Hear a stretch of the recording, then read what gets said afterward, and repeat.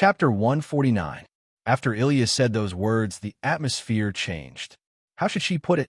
The atmosphere at the scene gave Ilya the feeling that she had said something wrong. At that moment, Wuming said, "Ilya, I won't answer this question. If there's a chance, you don't need to know this now." Uh-huh, uh-huh. Ilya nodded as if she understood. After sending Ilya home, in order to avoid being discovered by her family, Wuming directly opened the teleportation door.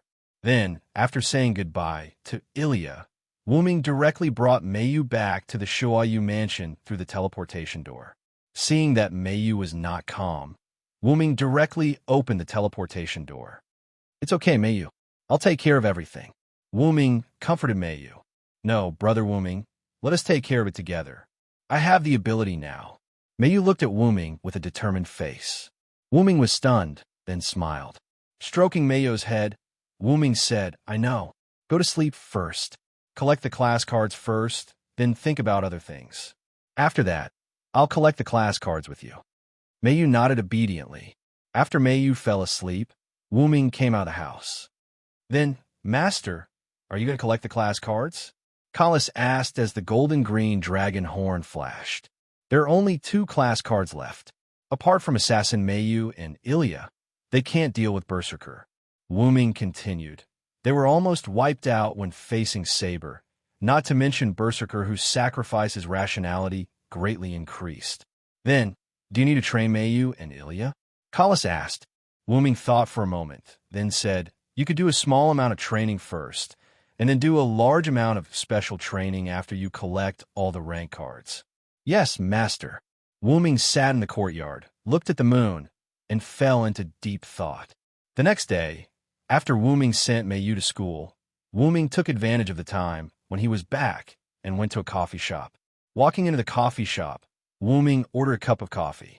As if he was waiting for someone, Wuming sat down and drank leisurely. A moment later, Rin Inbin ran in, panting. Rin in Osaka ordered a cup of coffee and sat down. "Phew, I'm not late, am I?" Rin Inbin said. Because he ran over, his face was very red. Wuming shook his head and smiled.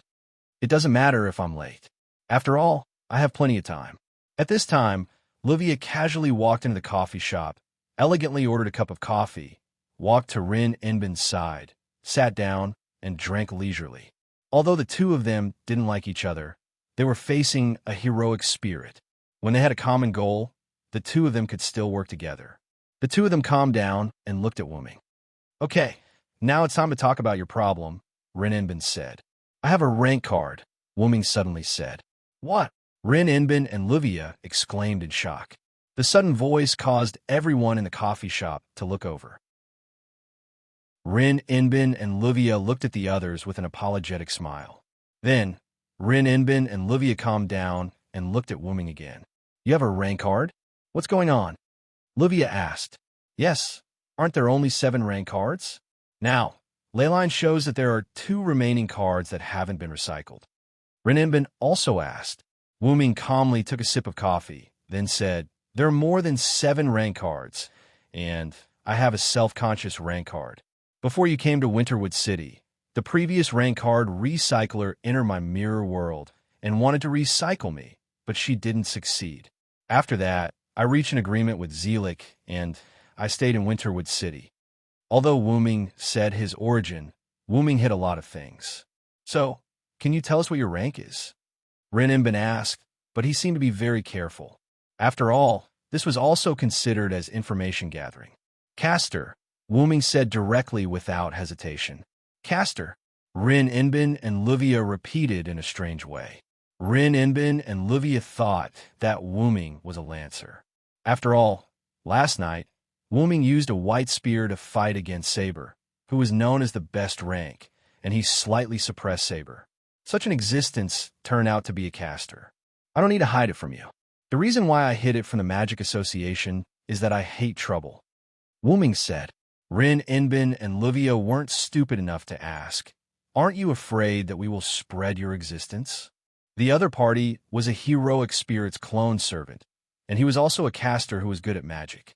The two of them didn't think that someone who could fight against Saber didn't know magic.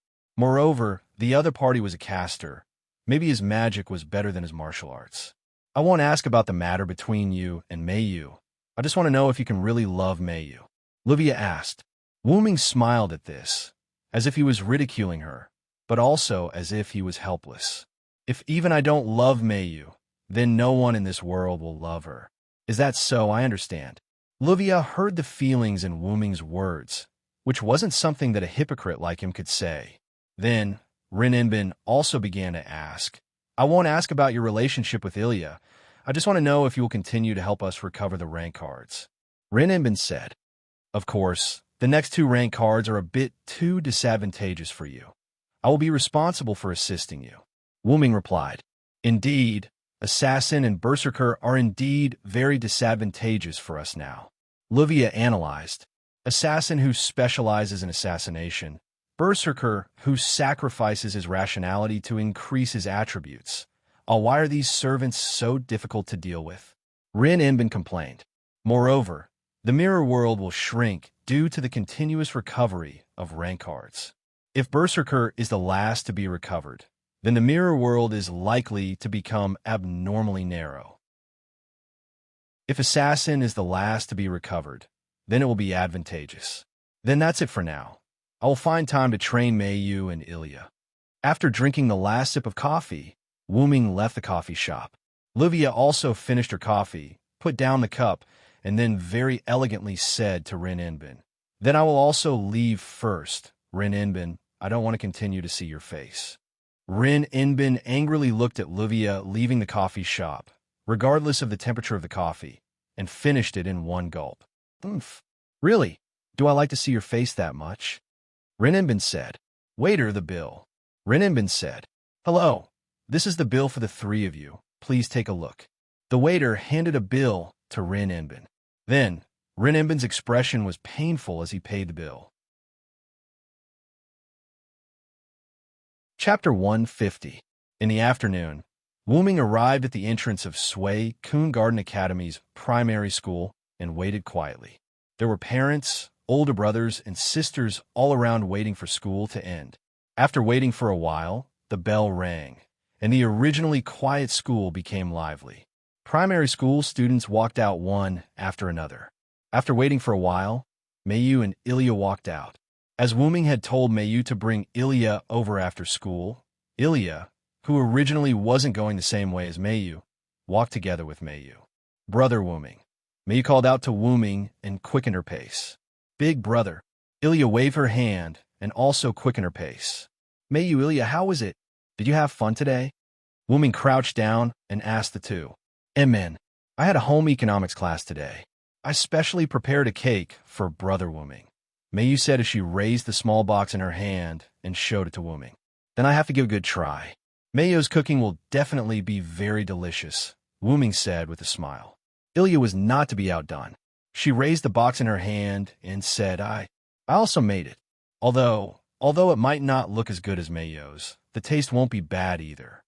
Seeing Ilya's flushed face due to excitement, Wuming and Meiyu couldn't help but smile.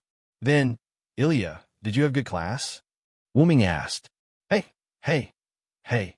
I fell asleep in class today. It was Meiyu who woke me up. Ilya rubbed her head in embarrassment and said with a smile. Wuming stroked Ilya's head and said gently, It's a little too much for Ilya to sleep after midnight. It's normal to sleep during the day, but you can't fall behind in your homework. However, the two of them didn't notice that there were 4 people watching the conversation between Wuming, Meiyu, and Ilya in a corner not far behind them. As expected, Ilya and Meiyu's abnormal behavior today is because of that handsome guy, a mature girl with green pigtails, Kurihara Narika said. That might be Meiyu's older brother. I've never heard of Ilya having an older brother like that. Keihua, the girl with short black hair, Gue Mimi said. But there's no way to explain Ilya's abnormality. Beautiful. The pink twin-tailed Nana Moriyama squinted her eyes and said, Speaking of which, why are we hiding here? Can't we just go over and say hello? Yu Jinza Longzi, the energetic girl with yellow hair and 2 buns, idiot, said. Kurihara Urahana punched Yu Jinza Ryuko. It hurts. What are you doing, Keihua? Yu Jinza Ryuko said with tears in his eyes as he held his head. You idiot, we're here to follow Ilya and Mayu. How can we show ourselves? That's right, that's right. Also, we're following them for Ilya and Mayu's happiness, Nana Moriyama said. However, they didn't know that Wuming had already discovered them. Mayu, Ilya, those over there are your classmates, right? Wuming faintly pointed at the corner where the four of them were hiding. Ilya and Mayu turned to look. As expected, it was their classmates. It's them, Mayu said in surprise. Yeah, it's Ryuko and the others. Then, Ilya waved her hand and shouted at the people hiding in the corner. Now it was awkward. The three of them walked out in embarrassment. Only Jinza, Ryuko casually greeted Mayu and Ilya. Yo, Ilya, Mayu. Then, Ilya asked in confusion, what are you doing hiding there? We're... Jinza Ryuko was about to tell the truth when Kurihara Urahana and the others covered his mouth. We're playing a game with others, Nana Moriyama said with a smile. Yes, yes. Playing a game. Playing a game. Kurihara Urahana and Gue Mimi agreed. Although she was still curious about their behavior, Ilya didn't pursue it too much. As for Mayu, when they were discovered by Wuming, she had already seen through their intentions. By the way, is this Mayu's brother? The gentle Gue Mimi asked. Just as Ilya was about to introduce Wuming, Wuming spoke first. You're Mayu and Ilya's friends, right? I'm Mayu's brother, Shoayu Wuming. Thank you for your hard work. If there's anything wrong with my sister, please forgive her, Wuming said with unusual gentleness. So gentle, Kurihara Urahana, Nana Moriyama, and Gue Mimi exclaimed. So cool, Jinza Ryuko said with starry eyes. Only the heavens knew why she thought that the gentle Wuming was cool. Kurihara Urahana pressed Jinza Ryuko down and looked at Wuming apologetically. Are you going home? If you don't mind, let's go together. Wuming's smiling face struck the few of them, causing those who originally wanted to refuse to nod their heads as if they were possessed by gods and gods. Wuming had told Sila in advance yesterday that he wanted to bring Ilya to stay at his house for a night and accompany Mayu. Hence, Ilya, Wuming, and Mayu walked on the road to the Shoayu mansion. Coincidentally, the four of their houses could be reached from this road. Hence, the following situation was created. Wuming held Mayu's hand while Ilya followed beside him. Jinza Ryuko and the other three followed behind them. Ilya kept chatting with Wuming. Mayu would say something from time to time. Gradually, the four people behind Wuming stopped talking and looked at this scene. After a few minutes, Nana Moriyama said, By the way, what's the relationship between Ilya and Brother Wuming? Huh? My relationship with Big Brother? The sudden question stunned Ilya. She stopped, and the others also stopped. Wuming replied, Actually, Ilya's adoptive brother Shiro Amiya and I are adoptive brothers. Oh, isn't that Big Brother's big brother? Jinza Ryuko shouted. He is both Mayu's big brother and Ilya's big brother. What a strange relationship. Kurihara Takika pushed up her glasses and said, It can be considered so, Ilya said somewhat unnaturally. Then, does Ilya like Big Brother more or Big Brother's big brother more? Nana Moriyama still had a smile on her face, but Wuming seemed to see the word conspiracy on her face. Huh? AI. Ilya shouted in panic, her face instantly turning red. You and Brother Wuming are so happy. Could it be that Ilya has fallen in love with Big Brother's big brother and Mayu's big brother? Ilya's face instantly turned red. Her eyes turned into circles and she fainted. Ilya! Everyone's exclamation reached the sky. Chapter 151. After a while, Jinza, Zalongzi, and the other three left one after another because they had reached a place where they needed to turn. Wuming and Mayu walked on the road, while Ilya was carried on Wuming's back. Her face was red with embarrassment. Previously, Ilya, who had a weak tolerance, had fainted from Nanao Tortoise Moriyama's words. Wuming had no choice but to carry her on his back. Ruby and Sapphire flew out from Ilya's and Mayu's school bags and floated in the air. I didn't expect Ilya to be so pure. You can't take it after being said a few words? Although love is also a magical girl's right, it's obvious that you're not qualified. Ilya, Ruby said in a strange tone. Ugh. Ilya, who had long since woken up, buried her head on Wuming's back. Ilya, who was already extremely embarrassed, became even more ashamed after hearing Ruby's ridicule. Please have mercy on your words, sister, Sapphire said from the side. Mayu suddenly said, it seems that Ilya likes brother Wuming very much. Looking at Mayu, who was looking ahead, Wuming used one hand to drag Ilya and freed one hand to casually stroke Mayu's head. What, are you jealous? Wuming teased. No. Mayu turned her slightly red face away and said in an unnatural tone, is that so? What a pity. I still want to carry you next time. In that case, forget it, Wuming said with a smile. Mayu instantly turned her head away and looked at Wuming with her red little face. Ah, I'm just kidding. I'll carry you next time. Wuming laughed loudly. Big brother and Mayu have such a good relationship. Ilya, who was lying on Wuming and watching the interaction between the siblings, said, are you jealous too, Ilya? Wuming turned to Ilya. That's not it. I was just saying. Magical girls have to face their own hearts. Ilya, Ruby teased again. You are very annoying, Ruby. Ilya's eyes were filled with tears as she waved her arm, wanting to hit the Ruby. Wuming hurriedly comforted Ilya when he sensed her shaking on his back. Calm down, Ilya. Then, because of Ilya's request, Wuming put her down from his back. Then, as if to eliminate the awkwardness between the two of them, Wuming began to change the topic and began to talk about the two of them today. As magical girls, the two of you are qualified. However, when facing powerful enemies, the two of you still have flaws, Wuming said. Sensing the change in the atmosphere, Ilya and Mayu became serious. Especially when encountering unexpected situations, Mayu's performance is much better than Ilya's. After hearing Wuming's words, Ilya subconsciously lowered her head. Wuming patted Ilya's head comfortingly, but there was nothing that could be done about it. After all, Mayu came into contact with magic after being adopted by Wuming. After so many years of influence, Mayu is much more mature than Ilya in all aspects. And Ilya was only a 10-year-old elementary school student. A few days ago, Ilya was even an ordinary person without any foundation or knowledge of magic. Compared to the others, Ilya could be said to have done a great job. But this was far from enough, including Mayu. So, today I will give the two of you some training. Wuming looked at the two of them and said solemnly. The two of them also straightened their bodies and looked at Wuming solemnly. At this moment, Wuming brought Ilya and Mayu to the Shuayu residence. I've already arranged a virtual space specially used for training. The two of you will be trained by Kalis and me in turn. As if responding to Wuming's words, the dragon horns on Wuming's head appeared and shone. Please give me your guidance, Ms. Ilya, Ms. Mayu. Please give me your guidance, Kalis, Ms. Ilya, and Mayu replied. Then, Wuming opened the door to the virtual space, and a blue space door full of technological feeling appeared at the side. There's no time to lose.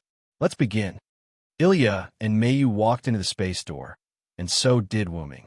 What entered their eyes was a blue sci-fi virtual space. After entering, Wuming first changed the background of the space to the wilderness. Then, Wuming had Ilya and Mayu transform. Then, he began to teach the two of them. Because you have rubies and sapphires, you don't need to worry about the supply of magic power. Thus, what you need to do is to control the precision of the magic power used when releasing magic bullets. Wuming said in all seriousness. Mayu is a bit better. As for Ilya, a lot of the magic power consumed when releasing magic bullets is dissipated in the air due to her improficiency. Ilya and Mayu were lost in thought as they recalled. So, you need to control the output of magic power more precisely and use less magic power to release more powerful magic bullets. Take Ling and Luvia, for example. If the two of them transform, the magic bullets they release will be much more powerful than yours. Then, Wuming concealed the method of controlling magic power from Mayu and Ilya, and the two of them began to practice. It had to be said that Ilya and Mayu were extremely talented. In just a few hours, The two of them realized what Wu Ming said about using less magic power to achieve greater results. Then, let's begin the training of cooperation. After saying that, the Colossus above Wu Ming's head left Wu Ming and flew into the air. Next, I'll train the two of you. I'll use the virtual enemies in this space to attack the two of you. After saying that, the virtual enemy Rider Medusa that Mayu had killed with Gibalg appeared. Ilya and Mayu were somewhat puzzled as to why Colossus would project an enemy that had already been defeated. Don't underestimate Rider. If it weren't for the fact that she was releasing her noble artifact at that time, Mayu wouldn't have had the chance to get close to her. Then, as if responding to Wu Ming's words, Rider Medusa appeared in front of the two of them, but did not attack. Then, the two of them instantly acted as if they were facing a great enemy and no longer underestimated each other. Wu Ming nodded with a smile and left the virtual space. Before leaving, Wu Ming said to Ilya and Mayu, "Do your best. I'll make delicious food and wait for you in the outside world." As if receiving a large number of buffs, Ilya and Mayu summoned their fighting spirit. At this age where one was unwilling to admit defeat, even Mayu would not surrender to an enemy that she had already defeated. The training began. Wu Ming walked out of the space. Seeing that it was not too late, he began to prepare the food. Chapter 152. When Wu Ming was almost done with the meal, Mayu and Ilya walked out of the virtual space. The two of them were in a sorry state and were panting. Colossus flew to Wu Ming's head and said, "Master, the training is complete." "Thank you for your hard work, Colossus," Wu Ming said. Then, Wu Ming looked at Ilya and Mayu. "How is it? Do you have any thoughts?" After saying that, Ilya said with a mournful expression, "I don't feel good at all. Why is it that after defeating one enemy, several more will appear, and they're all different enemies? There are even monsters that I've never seen before." Hearing Ilya's complaints, Wu Ming smiled awkwardly.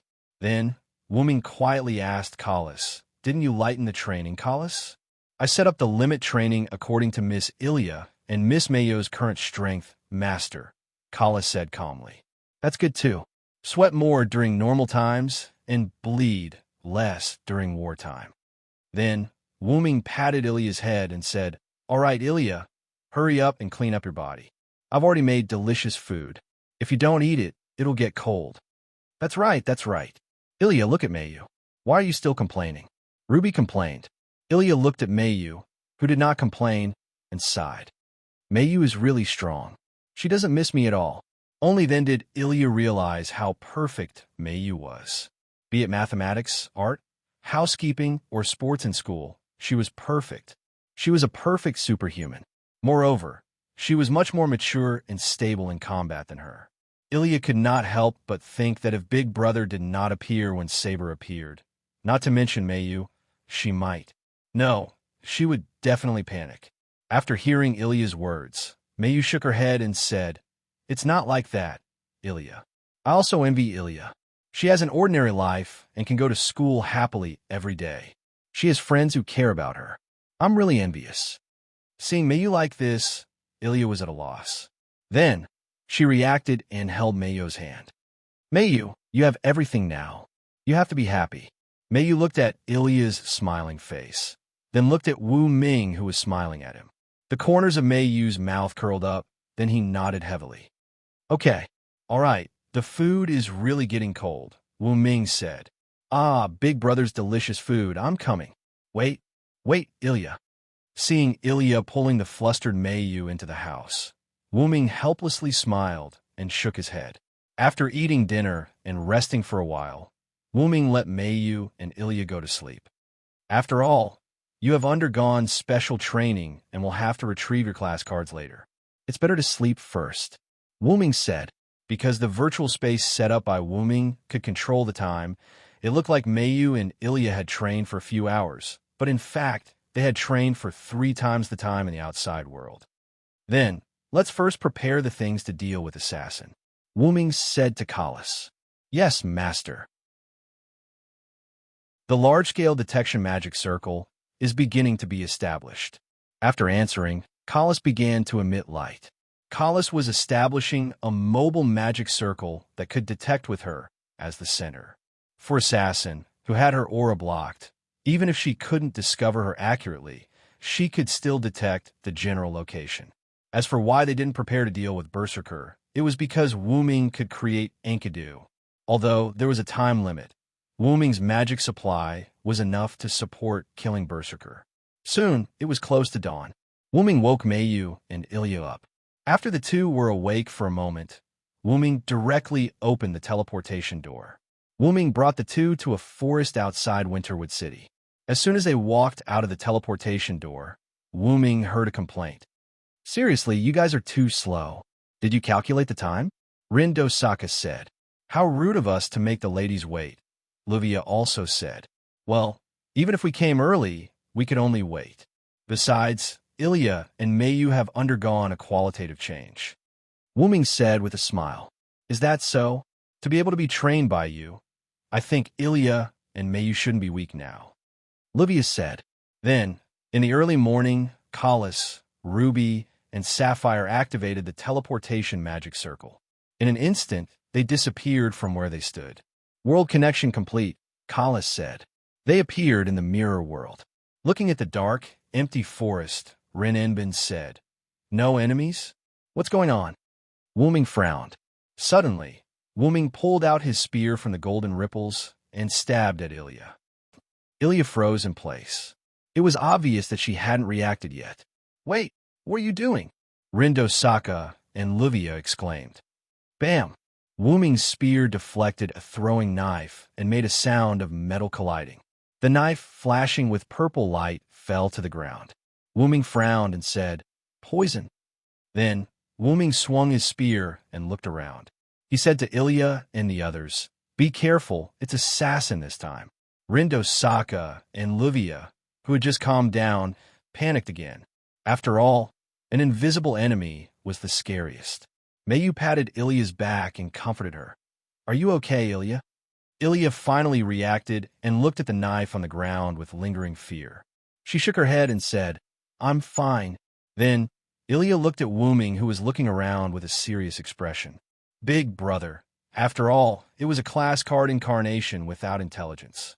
Wearing black clothes and a skull mask, Assassin walked out of the forest. "Wait, what's going on?" Rin Dosaka couldn't help but shout. Assassins kept walking out of the forest, one after another. Clones? Wu Ming immediately determined the abnormality in the number of opponents. Wu Ming used his naked eye to estimate that there were about 50 of them. Wu Ming immediately let Collis detect. After detecting the abnormality in the opponent's magic power, Wu Ming said, "Don't be afraid. The opponent is a physical clone. Although it's a clone, its strength has greatly decreased. Moreover, as long as we find the real one and kill it, the other clones will also disappear."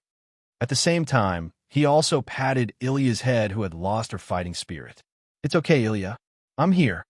"Okay." Ilya looked at Wu Ming and finally nodded heavily. At this moment, the assassins charged forward.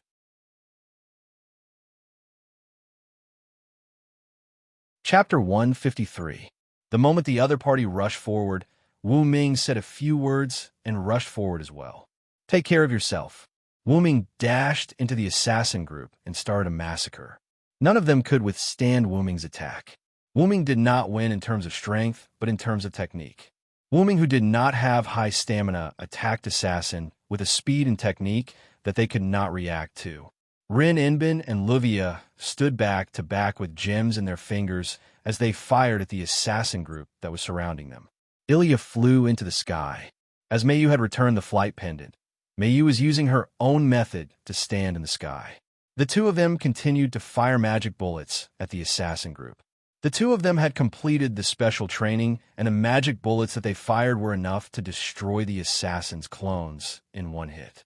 As time passed, the crowd noticed that the number of assassin group did not decrease. Wu Ming also noticed the problem. Therefore, Wu Ming asked Collis, "Collis, can you detect which one is the real body of the enemy?" 6 o'clock, 110 meters away. After hearing Collis's words, Wu Ming immediately looked at the 6 o'clock direction. There was a woman with long purple hair and a skull mask standing there. Wuming held a spear in his hand and activated his relic. Holy Yggdrasil!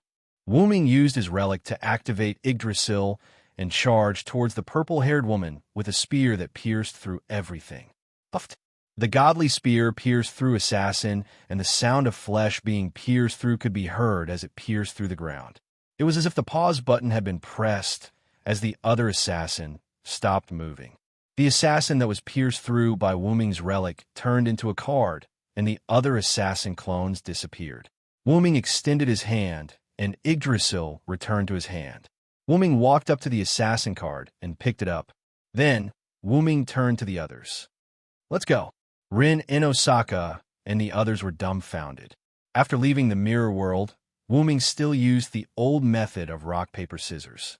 In the end, Mayu defeated Ilya in 2 out of 3 rounds and obtained the right to keep this assassin card.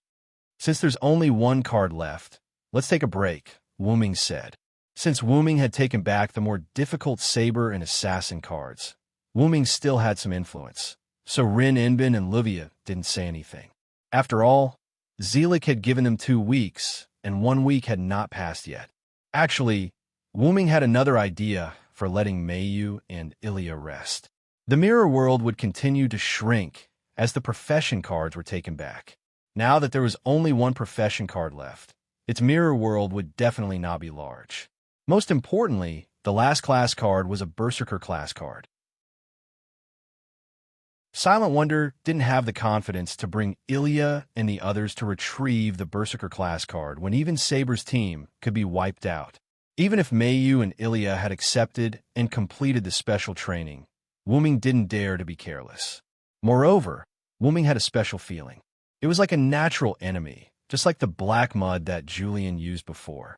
And the location of that special feeling happened to be the Berserker profession card's mirror world. Therefore, Wuming decided to take back the profession card alone. After all, if Mayu and others knew that Wuming wanted to take back the profession card by himself, not to mention Ilya, Mayu would definitely not agree. The next day, while Mayu and Ilya were going to school, Wuming came to a building. Walking to the top of the building, Wuming said to Kalis while there was no one around, "Kalis, try to connect to the mirror world." Yes. The mirror world was generally entered in the early morning because the channel to enter the mirror world at other times was unstable. Only in the early morning the channel was the most stable. Wuming also entered the mirror world when Castor first appeared. Because it was in the middle of the night, the channel to the mirror world was only a little unstable, and it didn't affect him at all. But now it was daytime. It would be difficult to enter the mirror world. If it was Ilya and others, they might not be able to find the channel to enter the mirror world. However, if he let Kalis, who was a full-time assistant, do this, then it would be a success. Master, the channel is successfully connected, and the stability of the channel has been determined. Kalis said, "Let's go in directly." Wuming said, "Yes." In an instant, a magic array appeared under Wuming's feet. The magic array changed and finally emitted a light, wrapping Wuming. In the mirror world of the Berserker profession card, Wuming appeared on the top of the building. The mirror world during the day was different from the night. If you didn't look at the broken glass in the air and the boundary of the mirror world, you wouldn't think that it was the mirror world at all. Feeling the power of his natural enemy, Wuming turned his head in an instant and looked at a corner of the building. He saw a big hand grabbing the corner of the roof of the building. Then he saw the blue veins on the hand burst out, and a huge figure jumped up. Wuming looked at the huge body in front of him. Messy black hair, a red right eye, and a golden left eye, but the 2 eyes were irrational. The skin was dark like iron, and the battle skirt only covered the crotch. The wrists and ankles had spiky bracelets and ankles. The ferocious face looked at Wuming, and it was breathing heavily. This was undoubtedly the Berserker Hercules that Wuming knew. However, the strangest thing was that the Berserker was surrounded by black mud. The black mud wrapped around the Berserker like a guardian and kept flowing. This black mud with this face is really scary. Wuming said, "BZZT, BZZT, BZZT." Berserker roared and charged at Wu Ming. Wu Ming waved his arm, and a golden ripple appeared behind him. A large number of silver chains appeared in the ripple and rushed to Berserker. The fake Enkidu, created by Wu Ming using the Create Green item, could still contain Hercules with high divinity. However, a strange scene appeared. The fake Enkidu wrapped around Berserker's body, preventing him from moving. However, the surrounding black mud corroded the Enkidu. The fake Enkidu created by Wu Ming broke, and Berserker regained his freedom and rushed to Wu Ming again. Boom! Berserker swung his fist at Wu Ming, but Wu Ming nimbly jumped away, and a huge fist cracked the roof of the building. This black mud is strange. Wu Ming frowned and said, logically speaking, even if the fake created by Wu Ming had this attribute, it shouldn't be so fragile. The black mud was like hot water poured on ice, and it instantly corroded the Enkidu created by Wu Ming. This is troublesome. Wu Ming frowned and said.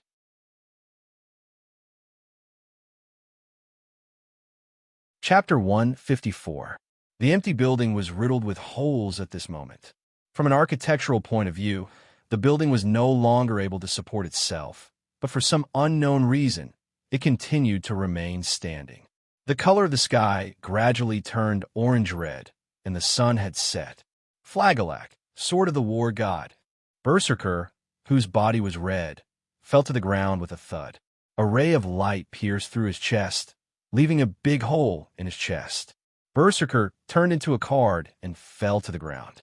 Wu Ming stood not far from Berserker and breathed a long sigh of relief. On the ground in front of him was a ruined stone ball that was emitting black smoke. Sure enough, facing the resurrected Berserker, Backlight's sword will determine that the opponent is using his trump card. Wu Ming said. Wu Ming and Berserker have been fighting for a whole day, from sending Meiyu to school in the morning until the sun set. The building was almost destroyed. The reason why it didn't collapse was that Wu Ming constantly set up loon magic on the building when he was fighting with Berserker. That was why the building was not destroyed by Wu Ming and Berserker's attacks until now. What the hell is this black mud? Wu Ming looked at his right hand and said to himself. At this moment, a mass of black mud was floating on Wu Ming's right hand. The black mud was constantly surging. That was what Wu Ming extracted from Berserker when he was fighting with him. Speaking of Berserker, Wu Ming was very distressed. Because Berserker's body was wrapped in black mud, the Enkidu made by Wu Ming would be corroded by this special black mud. Coupled with Berserker's resurrection noble phantasm, it was really a headache. After Wu Ming killed Berserker's rank card user, he gave the rank card to Kalas for analysis. Naturally, he knew that Berserker had 12 lives, and he would be resistant to weapons or attacks that killed him. That was why Wu Ming said it was troublesome. Wu Ming did not try to use his noble phantasm to test the corrosion of the black mud. Instead, he used Create Great item to create some noble phantasm that could last for a while. Wu Ming used all the relics that he knew that could kill Berserker. This included Yggdrasil, Meteor Silver Meteor, Gibalg, Excalibur, Calibalg, Aroundite, Excalibur, Calibalg, Wu Ming's noble phantasm, Excalibur, Calibalg, Aroundite, Excalibur, Excalibur, Calibalg, Excalibur, Excalibur, Excalibur, Calibalg, Unbreakable Lake, Excalibur, Excalibur, Excalibur, Excalibur, Gallatin, and all the other noble phantasms that Wu Ming was familiar with, including Wu Ming's own noble phantasm, Heaven Age. Wu Ming made these fake noble phantasms. Although the noble phantasms would break after releasing them, there is no doubt that these noble phantasms consumed one of Berserker's life. In addition, Wu Ming used noble phantasms Enchanted God Seal and the Nameless Spellbook to kill Berserker 11 times. In the end, Wu Ming used the Backlight sword, Flagelak, and successfully killed it 12 times. If it's Ilya and the others, they probably won't be able to defeat this monster. Wu Ming said. Of course, if there was no miracle. Wu Ming picked up Berserker's class card on the ground and said to Kalas, "Let's go, Kalas." "Yes, master." Then, Wu Ming left the shattered mirror world. In the real world, Shuo Suki's residence. Meiyu and Ilya, who was worried about Wu Ming, sat together in the house with a worried expression. "Ilya, Meiyu, what happened?" Rin, Inbin, and Livia arrive at the entrance of Shuo Suki's residence and shouted, "Ah, Sister Rin and Sister Livia are here." Ilya immediately stood up and went to greet the two. As soon as we heard that something had happened, this monkey and I rushed over. What happened? Although Rin Inbin was a little angry at Livia's way of addressing them, he endured it. "Yeah, what happened? Why did you call us over in such a hurry?" Rin Inbin said. "That big brother is missing," Ilya said worriedly. "Missing?" Rin Inbin and Livia were confused. Although the two were curious about Wuming's whereabouts, they didn't think that he was in any danger. After all, Wuming was someone who could take Saber's attack head-on and even defeat her. "Anyway, don't worry. I believe that with Wuming's strength, he'll be fine." Rin Inbin comforted them. "That's right. Mayu, don't worry. Wuming must be delayed by something." Livia also comforted Mayu. At this moment, Wuming walked into Shuo Suki's residence. "Huh? Why is everyone here?" Wuming was confused. Then, Wuming saw that the sun was about to set and realized something. Wuming and Berserker fought for an entire day. Not to mention that Mayu didn't see Wuming after school. Wuming only came back now. He had been missing for too long. Wuming wanted to say something apologetically, but Mayu's next action interrupted him. Mayu hugged Wuming tightly. Rin, Inbin, and Livia didn't say anything. Ilya looked at Mayu worriedly. "Brother Wuming, don't leave me." Mayu choked. Mayu had never cried before. Mayu had always been strong. This was the first time Wuming saw Mayu cry. Wuming's face softened. He looked at Mayu gently and patted Mayu's head. "Sorry, Mayu, forgive me this time. I won't leave you." Then, no one said anything or did anything. They just quietly looked at the brother and sister. Soon, Mayu put away her emotions. Wuming and the others came to the living room and sat down.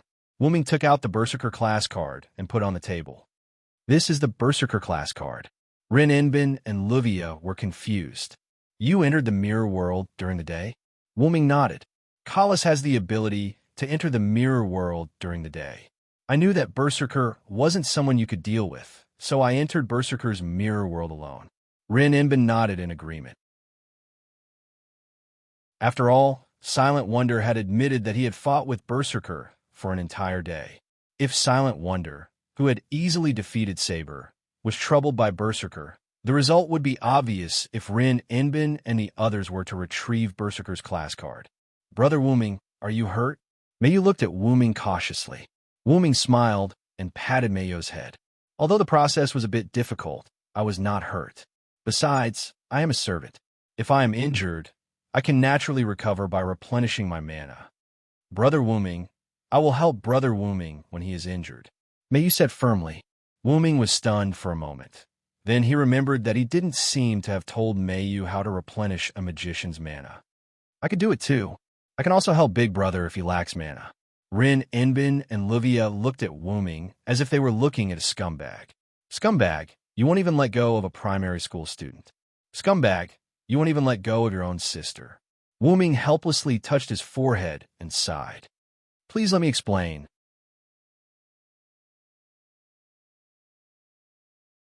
Chapter 155.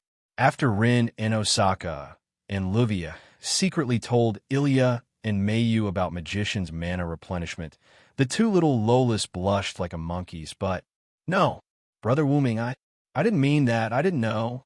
Mayu lowered her head and said to Wuming with smoke coming out of her head, "I didn't mean that either. I didn't want to kiss Big Brother."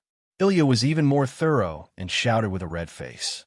Everyone looked at Ilya in surprise, and she instantly lowered her head and stopped talking. Seeing Rin and Osaka and Livia who were about to punch him, Wuming quickly changed the topic. "Cough. Currently, the 7 job grade cards have been collected, and there's something I have to tell you." Wuming pretended to be serious, but the effect was good, and the 4 of them returned to their previous expressions. Wuming picked up the Berserker job grade card on the table and said to them, "I have to leave for a while, and I need you to help me take care of Mayu in exchange for this job grade card." After all, Mayu was still a 10-year-old child in elementary school, and even if Mayu had the ability to take care of herself, Wuming was still worried. What? They were all confused. Ilya didn't understand why Wuming wanted to leave when all the job grade cards were collected. Mayu, on the other hand, couldn't accept Wu Ming's sudden departure. Rin and Osaka and Livia looked at each other and then asked, "Although you're the one who collected this job grade card, and you can make conditions, you have to tell us how long you're going to be away. After all, the Great Master only gave us 2 weeks, and there's about a week left. I'm not sure how long exactly, but I'll be back as soon as possible. As for the issue of time, I'll personally tell Zelik to extend the time for you to collect the job grade cards," Wu Ming said. Since he said so, Rin and Osaka and Livia had no other choice. All right then, Rin Inbin and Livia agreed. After that, Wu Ming handed the Berserker class card to the two of them. Rin and Osaka asked, "You don't need to sign a compulsory essay contest?" Self-compulsory essay was a magic contract that restricted both parties when there was an agreement between the magicians. After all, Wu Ming, Rin and Osaka, and Livia had only known each other for less than a week. Logically speaking, every magician would have to sign a compulsory essay form before working with another magician. Wu Ming smiled. "I believe you." Although Wu Ming hadn't known Rin Inbin and Livia for long, he had inherited some of Skaha's ability to judge people. Rin Inbin and Livia were both upright magicians, unlike the usual treacherous and sly people. In addition, with their relationship with Ilya, Mayu, and Mayu, Wu Ming didn't need to worry about leaving Rin Inbin and Mayu to them. Rin Inbin and Livia exchanged glances and smiled. Then Livia said, "In that case, let's let Mayu stay at my house. After all, a certain monkey doesn't have a place to live anymore." Oh, Livia laughed like a queen again. Rin Inbin tried his best to suppress the urge to beat someone up. With a sad face, he asked Mayu, "What do you think, Mayu?" "Okay." Mayu nodded. Actually, it didn't matter who took care of Mayu. It didn't matter at all. "Then let's do it this way," Wu Ming said. Then, Wu Ming looked at Mayu. "Mayu, Big Brother will only leave for a short while. It won't be long." "I know, Brother Wu Ming. I will wait for you to pick me up at Sister Livia's house," Mayu said firmly. "Big Brother, I will also take care of Mayu. When you come back, Mayu will definitely be healthy." Ilya raised her small hand and said, "Ilya, I'm afraid you can't even take care of yourself, let alone take care of Mayu." Ruby ridiculed from the side. "Ruby, shut up." Ilya grabbed the Ruby with a red face. Looking at this pair of enemies, everyone laughed. At night, after eating dinner, Wu Ming sent off the others, including Mayu, who was about to move into Livia's house. At this moment, the Shuayu residence was already empty. Wu Ming moved his fingers a few times and set up a few boundaries. There were permanent boundaries such as idle person dispelling, automatic cleaning, and so on. Looking at the completed boundaries, Wu Ming nodded with satisfaction. "It's time to go." After saying that, Wu Ming's body transformed and turned into a class card. The class card Rutu could move on its own and flew out of the Shuayu residence in a certain direction.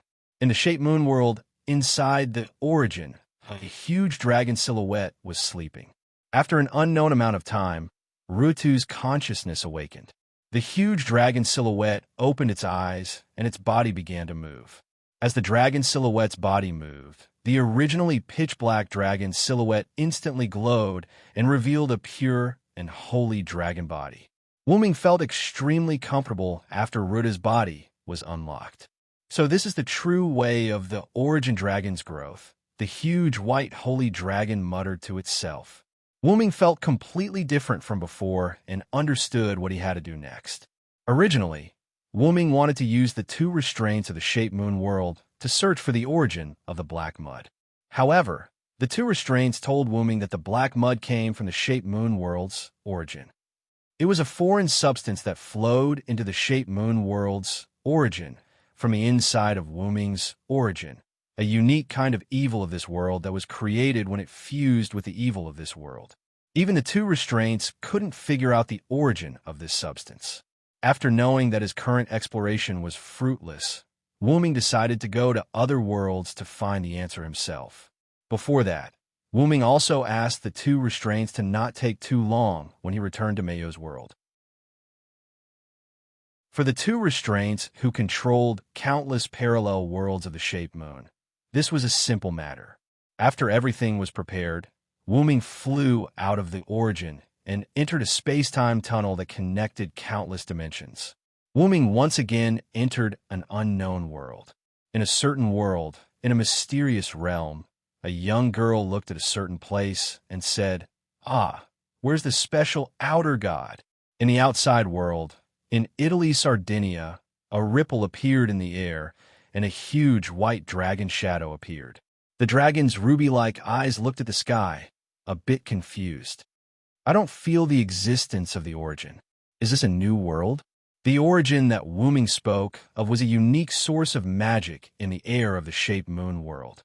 In the gods' era, the origin provided most of the magic needed by magicians.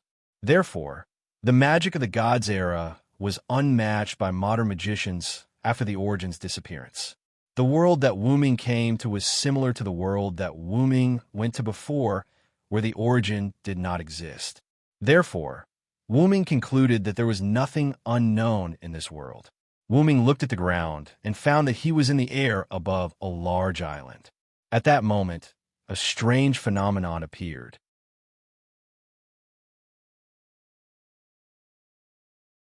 Chapter 156. Wu-Ming's body emitted a golden energy that was visible to the naked eye, as if he was emitting energy involuntarily. The golden energy began to spread to the surroundings, and its speed was quite fast, and it instantly affected the Sardinian residents below Wu-Ming. "Strange power," Wu-Ming said. Then, Wu-Ming turned into a human, with black hair and red eyes, and a white robe draped over his body. He floated in the air with the help of the flight necklace that he had been wearing. As soon as Wu-Ming returned to his human form, the golden aura that affected the residents of Sardinian instantly decreased a lot. Sure enough, after absorbing the power of Source, my dragon form will be suppressed when I turn into a human form. When Wu-Ming's consciousness returned to the source of the world, he obviously found the changes in his body. Not only did he have many strange abilities, but some abilities were also suppressed when he returned to his human form. However, this golden energy seems to be my holy aura, mixed with some strange things in this world. Since it's still my own ability, then I can control it. With this thought, the golden energy disappeared. After resolving the panic caused by himself, Wu-Ming stretched out his hand and felt the magic in the air. Although there is no source, the magic in the air is not worse than the source in the world of the shaped moon. Then, Wu-Ming looked at himself again. Because Wu-Ming's consciousness stayed in the state of Hyunryong for a long time, Wu-Ming was somewhat affected by the Uruk style. When Wu-Ming turned into his human form, he wore Uruk clothes. "I haven't used my own body for a long time. I really miss it. My own body is still the best," Wu-Ming said. Although Wu-Ming was affected by his previous job, Wu-Ming was still himself after all, and he could still control these effects after returning to his own body. Moreover, because of the absorption of the power of Source, Wu-Ming overcame the defects of being the root dragon that could not be born in his hometown. At this moment, Wu-Ming could be considered a perfect creature. Although Wu-Ming was somewhat affected by this world after coming to this time, it did not affect Wu-Ming's foundation. It was as if the power of this world was guiding Wu-Ming's holy aura and strengthening it. But in essence, it was still Wu-Ming's power, which was why Wu-Ming was able to take back the golden energy. Wu-Ming then looked at the island below him. "I have to figure out what this place is first," Wu-Ming said, and flew to the ground. Somewhere in Sardinia, Wu-Ming was wearing casual clothes and walking on the street. After asking around, Wu-Ming found out that they were in Sardinia, Italy.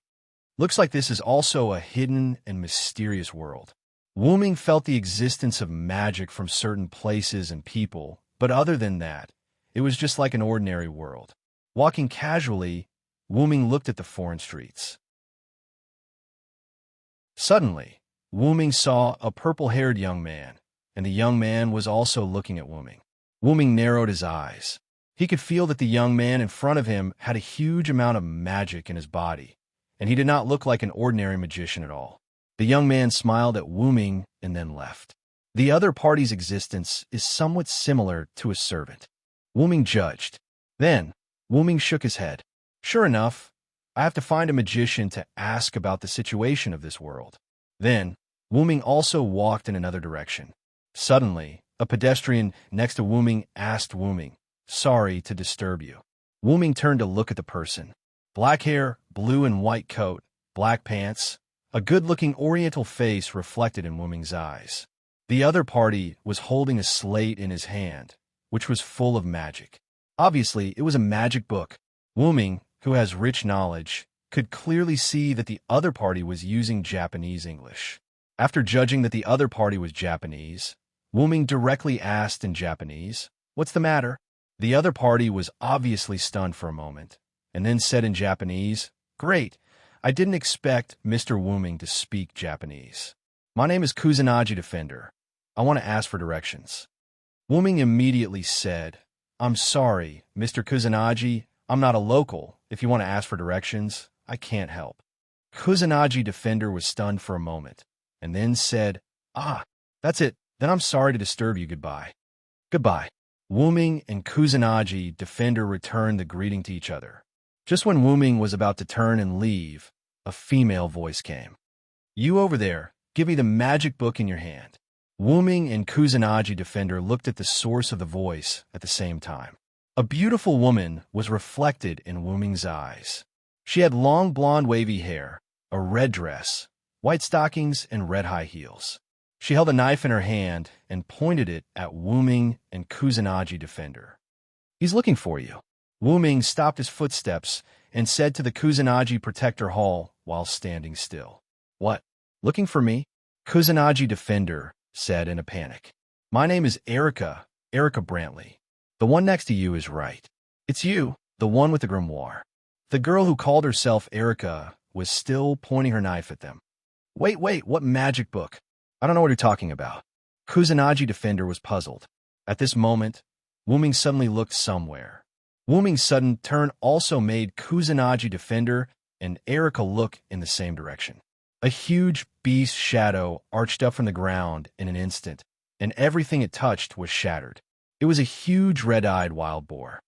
"That's a divine beast," Erica said with a frown.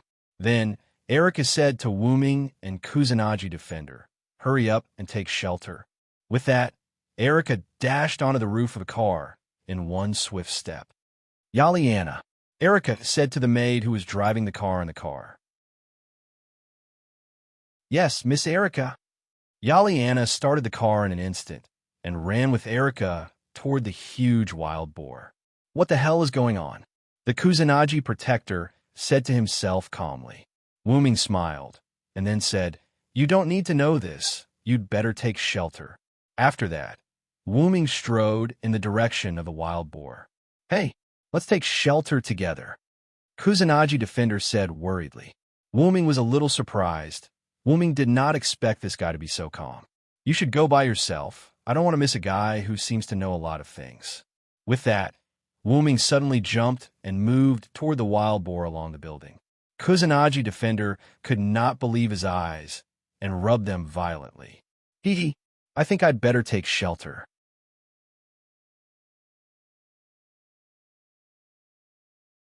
Chapter 157. The gigantic wild boar continued to wreak havoc in the city, destroying a large number of buildings. Erica jumped onto a building, and with a flash of light, a set of movement-like clothes replaced the red evening dress Erica wore before. Steel Lion and Lionheart King. Please listen to the oath of Knight Erica Brantley. With the recitation of the spell, a magic formation appeared beside Erica, and a steel lion head emerged from the magic formation. The steel lion head opened its big mouth, and Erica thrust her hand into the steel lion head. Then, Erica jerked, and an exquisite rapier appeared in her hand. "It's time for the duel. Lionheart, Coeur de Leon." Erica pointed the Lionheart in her hand at the gigantic wild boar, and the energy on the Lionheart skyrocketed, turning into a red lightning bolt and rushing toward the gigantic wild boar. The red lightning bolt hit the gigantic wild boar, and the energy radiated from the gigantic wild boar resisted Erica's attack. Bang! As if it had hit an insurmountable wall, there was a loud bang. Sure enough, it's a divine beast, Erica said, as if she knew the result. Despite this, Erica continued to release energy to attack the gigantic wild boar. The gigantic wild boar, as if enraged by the continuous attack, slammed toward Erica. Erica struggled to hold her sword and was slowly repelled by the impact of the gigantic wild boar. Finally, Erica retreated to the edge of the house. As if enraged by this little bug that could resist its attack, the gigantic wild boar suddenly slammed upward. The house Erica was in was instantly shattered, and Erica fell to the ground. At this moment, Wu-Ming rushed over and hugged Erica. Wu-Ming landed on the ground with ease. "It's better to leave this kind of thing to a man," Wu-Ming said with a smile.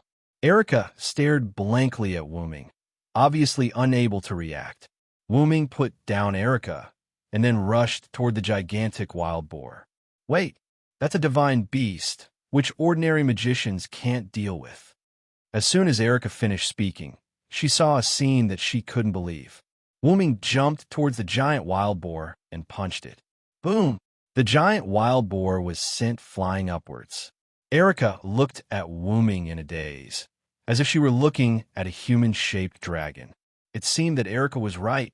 Rumble! The giant wild boar landed exactly where the giant wild boar was originally standing. It was as if the giant wild boar had jumped up and landed on its head. Wu-Ming clenched his fists in excitement. His ruby-like eyes were filled with an unruly expression. Sure enough, the me who has grown is no longer the same as before, Wu-Ming said as he clenched his uninjured right hand. Wu-Ming's red eyes burned like boiling blood. Perhaps it was because of Wu-Ming's dragonization, but Wu-Ming's eyes had turned red a long time ago. Suddenly, a hurricane swept up from under the giant wild boar, and it was instantly torn apart. It doesn't seem to be an ordinary hurricane. Wu-Ming sensed the surging magic power in the hurricane that was increasing. It increased by about the same amount as the giant wild boar that Wu-Ming had just knocked down. Just as Wu-Ming was about to attack, the hurricane instantly dissipated. Wu-Ming saw a purple-haired figure in the ruins again. Is it that young man from earlier? Wu-Ming took a closer look. As expected, his senses were right. He must have something to do with this. The purple-haired young man smiled at Wu-Ming again, but this time, it was a smile filled with fighting spirit. Then, he turned into a gust of wind and left. Wu-Ming didn't try to chase after him. Instead, he jumped back to Erica's side. "So then, Miss Erica, can you tell me more about this world?" Wu-Ming asked with a smile. Erica didn't seem to react to it yet. She nodded blankly. Erica and Wu-Ming sat on the seats of a certain train station. Due to the evacuation, the station was empty for the time being. After Erica returned to her senses, she immediately asked Wu-Ming, "Why can you knock down a divine beast with a single punch? Are you a powerful magician from a mysterious place? Or are you a demon king?" Facing a series of questions from Erica, Wu-Ming expressed that he didn't know what she was talking about. Why don't you tell me what that thing was first?" Wu-Ming said. "Huh? You don't know what that thing is?" Erica said in surprise. Facing Erica's strange look, Wu-Ming quickly said, "Just think of me as a reclusive magician who doesn't know anything about the world. I don't think an ordinary magician can knock down a divine beast with a single punch." Erica muttered. Although Erica was very suspicious of Wu-Ming's origin, she still explained the series of questions about the mythological beast just now to Wu-Ming. Before human history, there were many powerful gods in the world, and these existences had no names. After the birth of human beings, these gods, while bestowing human beings with gifts, also persecuted human beings. People were afraid of these gods, so they made up myths and gave these gods names. The gods with names were bound by the myths that people had made up and gradually entered the myths. They became the gods of the myths that steadily carried out their duties. However, there were also some gods who were unwilling to perform their duties. They appeared in the world and became the god of disobedience who disobeyed their own myths. For the damage caused by the god of disobedience, ordinary people who didn't know magic would only be told that it was a natural disaster. Wu-Ming also knew something about the god of disobedience, which was almost similar to the disobedient heroic spirit appearing in the world. Because the heroic spirit had restraining power, this kind of situation would not happen. And the gods in this world, although bound by the myths made by human beings, could still come to the world. Erica then told Wuming why they should fight against the god of disobedience. Different god of disobedience had different dangers. For example, the appearance of Poseidon would cause tsunamis, the appearance of the sun god would burn the earth, and the appearance of the god of war would cause wars. After learning that the appearance of the gods would cause various problems, Wuming had a clue about the problems caused by his arrival in this world. Am I judged as the god of disobedience by this world? Later, Wuming asked, so, how do human beings survive? That's right, since the gods frequently appeared as the god of disobedience, how did human beings survive? Erica looked at Wuming with a more surprised look, as if she was asking if he was from this world. However, since Wuming was her savior, Erica continued to educate Wuming. Human beings were a kind of existence that could cause miracles. In this world, there are currently 6 gods who killed the god of disobedience for various reasons. They were called Campoin, that is the god slayers. The god slayers killed the god of disobedience and obtained the divine power of the god of disobedience killed, that is, authority. The god slayers who killed the god of disobedience who harmed human beings were also called Demon King because of various problems. The god slayers sheltered human beings, destroyed the god of disobedience, and accepted the service of human beings. And just now, the giant wild boar and the hurricane that destroyed the wild boar were the incarnations of a certain god. After more or less understanding the background of this world, Wuming couldn't help but think of the purple-haired youth from before. Clearly, the other party was a god of disobedience. And at this moment, the world began to change color.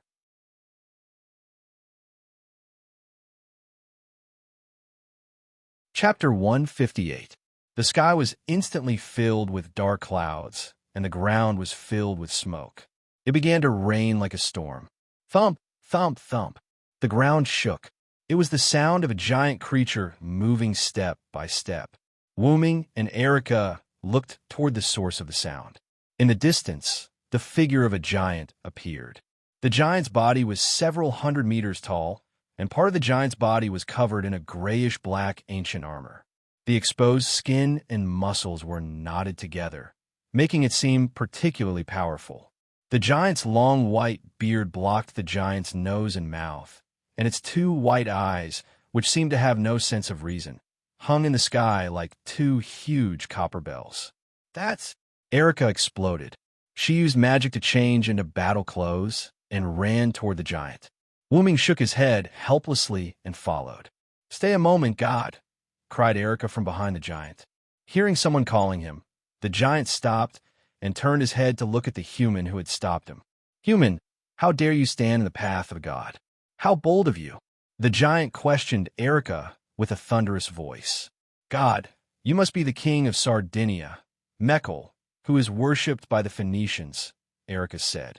Mekhl was surprised. He said happily, "Yes, I am Mekhl. I didn't expect someone to remember my name. How surprising. King Mekhl, please stop, or Sardinia will be destroyed." Erica continued to persuade him. "Human, you know my name, but that doesn't mean you can stop me. Since you know my name, I won't hold you accountable." Then, a bolt of lightning struck Mekhl. Boom! A pair of goat eyes vaguely appeared in the cloudy sky, looking at Mekhl.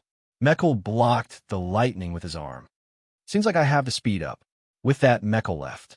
Just as Erica was about to chase after him, a hand pressed down on her shoulder. "Okay, didn't I tell you? Leave this to us men." Erica turned around, only to see Wuming's ruby eyes. "In short, leave everything to me." After saying that, Wuming walked in the direction that Mekhl had left. If it's him, maybe... Erica thought. Erica shook her head and ran in the direction Mekhl had left. The storm continued to fall, lightning flashed around, and thunder rumbled. Wuming ran in the direction where Mekhl left, and soon saw Mekhl stop. In front of Mekhl, the purple-haired youth that Wuming had met twice before was floating in front of him. You're willing to fight me even though you haven't gathered all your avatars. That's a good fight, Welslana, Mekker said.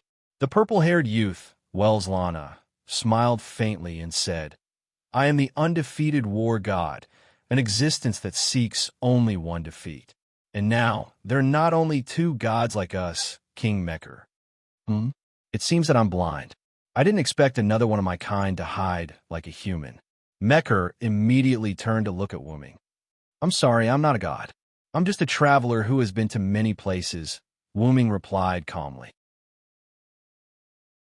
At this moment, Wuming already knew why Mekker thought that he was one of their kind, the god of disobedience. Wuming's origin dragon bloodline had been strengthened.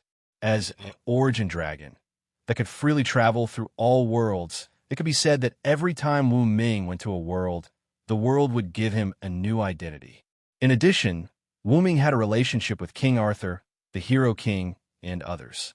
Therefore, Wuming was automatically judged as a mythical existence by this world, the god of disobedience. Now, Wuming was like a stone thrown into a calm lake, completely disrupting the development and change of this world. I wonder if there are any legends about me in this world, Wuming thought. You don't have to be humble, my fellow. However, although you're also a god, you can't interfere with my battle with Welslana, Mekker said.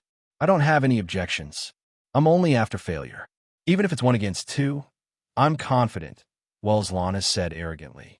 You dare to say that, army god? Mekker mocked. Don't bother. Wuming said, both of you, just go ahead. As soon as he said that, Mekker and Welslana's expressions changed. Even if you're one of our kind, you can't say that. You're really arrogant, unknown god. Mekker and Welslana were a little angry, but Wuming was indeed confident. One had to know that Wuming had a relic that could deal with gods. Shaoan, can I do it now? Wuming asked in his heart. No problem, Master Wuming. Enkidu's gentle voice was heard. That was right. Ever since Wuming came to this world, Wuming realized that Enkidu had awakened. It seemed that because Wuming was absorbing power from his roots, Enkidu had also benefited from it. At that moment, Enkidu had completely broken free from the chains that connected heaven and earth and had become Wuming's exclusive relic. It was bound to Wuming's soul. Then let's begin, Mekker. Welslana. In an instant, a large number of golden ripples appeared behind Wuming, and within the golden ripples, a few golden chains appeared. The chains rushed towards Mekker and Welslana. As Mekker's body was not agile and he was careless, he was instantly bound by the golden chains. Welslana felt that something was wrong and quickly used one of his clones, the Phoenix, to escape. It's just a chain. Let's see if I can break free from it. Mekker roared. However, no matter how hard Mekker tried, he could not break free from the chains that bound him. Could it be a relic? Welslana looked at the golden chains that were getting tighter and tighter and said in shock, Take a guess. Wuming smiled. In an instant, Wuming's body shot towards Welslana. Welslana did not retreat and faced Wuming head-on. I'll be happy if you have a relic. It seems like I have a chance to taste defeat. Welslana wanted to taste defeat, but it was not a meaningless defeat. He wanted to fully enjoy the battle before he lost. Come on in, Welslana.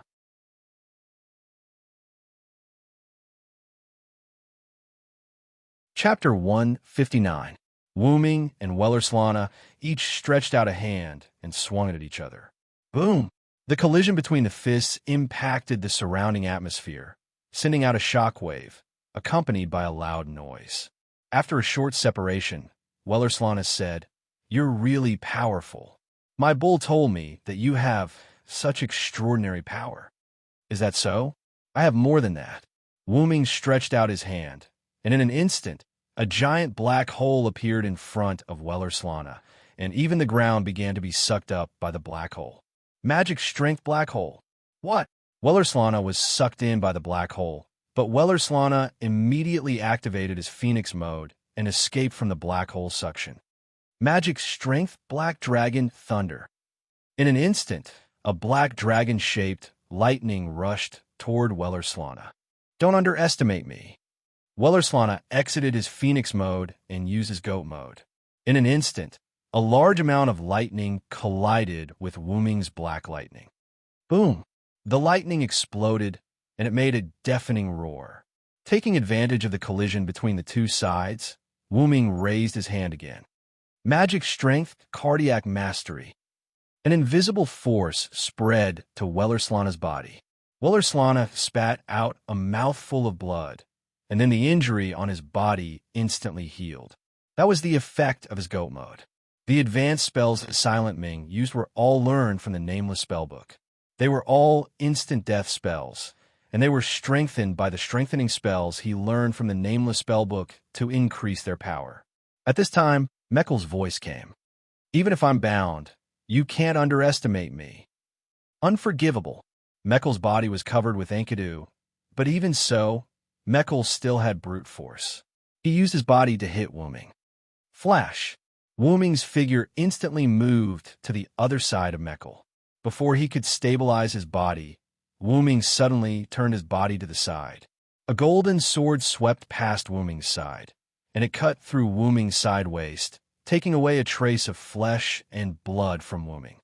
This is a golden sword that can cut the godhead? Wu Ming covered his abdomen and frowned. Wellerslana looked at Wu Ming with the golden sword in his hand. For Wu Ming, who is known as the god of disobedience, it could be said to have high-level divinity, and that golden sword had the power to cut the godhead. In other words, Wu Ming was now naked in Wellerslana's eyes. That's right, unknown god, this is my trump card. But Wu Ming sneered at Wellerslana's words, and then said, but as far as I know, Wellerslana, the god of war, must know the opponent's ability to use this sword. For those who don't know my real name, this sword can only be used as a weapon that ignores defense. Ha ha ha, isn't that a matter of course? Hiding one's name is also a means it's great. An unknown god, can you defeat me? Wellerslana began to shout excitedly. Then, as you wish, a pair of dragon horns appeared on Wu Ming's head, and Kalas said, Master, the analysis is complete. Well, look carefully, Wellerslana, this is your power. Create green item, advanced item creation. As the spell was recited, a golden sword appeared in Wu Ming's hand. How is this possible? Wellerslana was in disbelief. That's right, Wellerslana, this is your golden sword that cut the godhead. Kalas, who had a wealth of knowledge, after knowing the real names of Meckel and Wellerslana, she began to infuse the knowledge of those two into Wu Ming's mind. After all, only by knowing yourself and your enemy can you win 100 battles. Originally, Wu Ming, who didn't have the feeling, couldn't create the golden sword with create great item. However, Wellerslana used the golden sword to cut Wu Ming, and Wu Ming perceived the structure of this weapon. As the masterpiece of the Gemstone Master, Kalas was a completely support-type magic attire, and had even turned into a silent noble artifact. It was completely possible to analyze the ability of the golden sword of Wellerslana. With all the buffs, and with the knowledge of this sword in Wu Ming's mind, Wu Ming successfully created Wellerslana's golden sword that cut the godhead. It's useless. Even if you created my sword, it's still a fake. Wellerslana said, Is that so? Then give a try, Wellerslana. Wu Ming waved his hand forward, and several similar golden swords appeared beside Wu Ming. Wellerslana, as the undefeated god of war, you have 10 incarnations: strong wind, bull, white horse, camel, wild boar, youth, phoenix, ram, goat, and human warrior with a golden sword. The golden sword began to split, and more golden swords appeared. Legend has it that Wellerslana is also the guardian of the god of light, Mitra. Mitra is the incarnation of the sun, so Wellerslana is also related to the sun. Your name is Wellerslana, and you're also the god of conquest who is closely related to Hercules. Soon, a large number of golden swords appeared around Wellerslana, and the entire sky turned into a golden sword territory. At this moment, Wellerslana was trapped in the golden sword territory and could not escape. In West Asia, you are known as the guardian of light, and you have the same origin as Indra, the Thunder Emperor of India. You once appeared in Avesta as an eagle and were described as the symbol of royalty. Wellerslana is not only the god of victory, but also the guardian of royalty and the people. Therefore, the golden swords were all pointed at Wellerslana. Wellerslana is only your Greek name, and your real name is Bahram. Therefore, the golden sword stabbed at Wellerslana. Poochie, poochie, poochie. Wellerslana was pierced by a large number of golden swords, but he was still smiling. Is this the feeling of being defeated? It's not bad. Wellerslana smiled. I will come for you next time. You can't be defeated by others before I am resurrected, unknown god. Wellerslana disappeared with a satisfied expression. All the golden swords shattered, and the golden sword territory disappeared, turning into the storm again. Wooming looked at Mekl, who was standing at the side. This is unbelievable, Mekl said. This is my mistake. I didn't expect you to have a relic that could defeat gods. My kind, give me the price of my failure. Wooming summoned the golden sword again, but this time it was much bigger than before. As you wish. Puffed. Mekl disappeared in the sky, and the storm stopped raging. The sun reappeared in the sky, and the sunlight shone on the land that was full of destruction. Erica stood in the ruins, looking at Wooming, who was standing under the sun in disbelief. The seventh god slayer is born.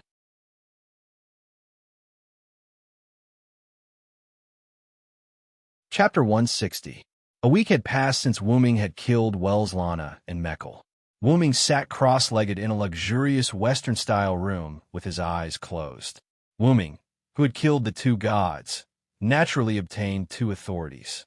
However, these two authorities were of little value to Wooming. Therefore, Wooming used his talent ability, the Noble Phantasm, and successfully merged the two authorities into one. Wooming was checking the authority that had become his Noble Phantasm. In Wooming's spiritual world, a huge stone slab was embedded in it.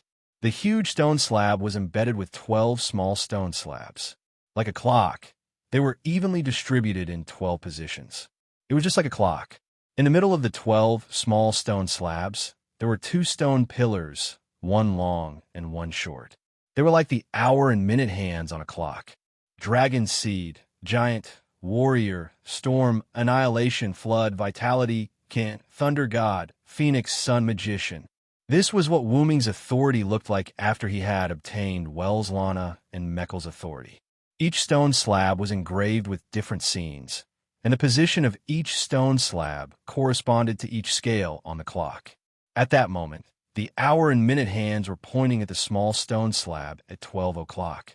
The stone slab at 12 o'clock had a magician in a long robe engraved on it. Following Wooming's consciousness, the stone slab that was pointed at there started to glow. In the outside world, Wooming opened his eyes and casually stretched out his hand. A ball of flame appeared in Wooming's hand. As his consciousness changed, the flame in Wooming's hand turned into many things.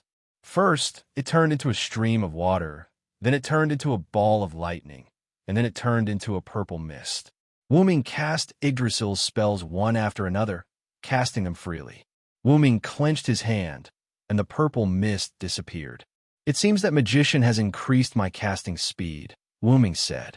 Then, on the stone plate in Wooming's heart, the short stone pillar turned to the 7 o'clock direction, and the stone plate also lit up. There was a human body engraved on this stone plate, and a large amount of energy filled this person. In an instant, Wooming felt a surge of vitality gushing out of his body. Wooming's mana, spirit, stamina, life force, and all his other attributes had been boosted. At this moment, Wooming felt like he wouldn't die even if his heart was dug out. Is this vitality? This feeling is really good. Wooming clenched his fist tightly and said excitedly. Each stone plate represented an ability and a form. However, because Wooming's previous authority was of little value to him, Wooming had upgraded it to a noble artifact. For example, the original form of the giant, the bull, only increased its strength unilaterally. For example, the original form of the dragon, the camel, increased its legs' strength and physical toughness.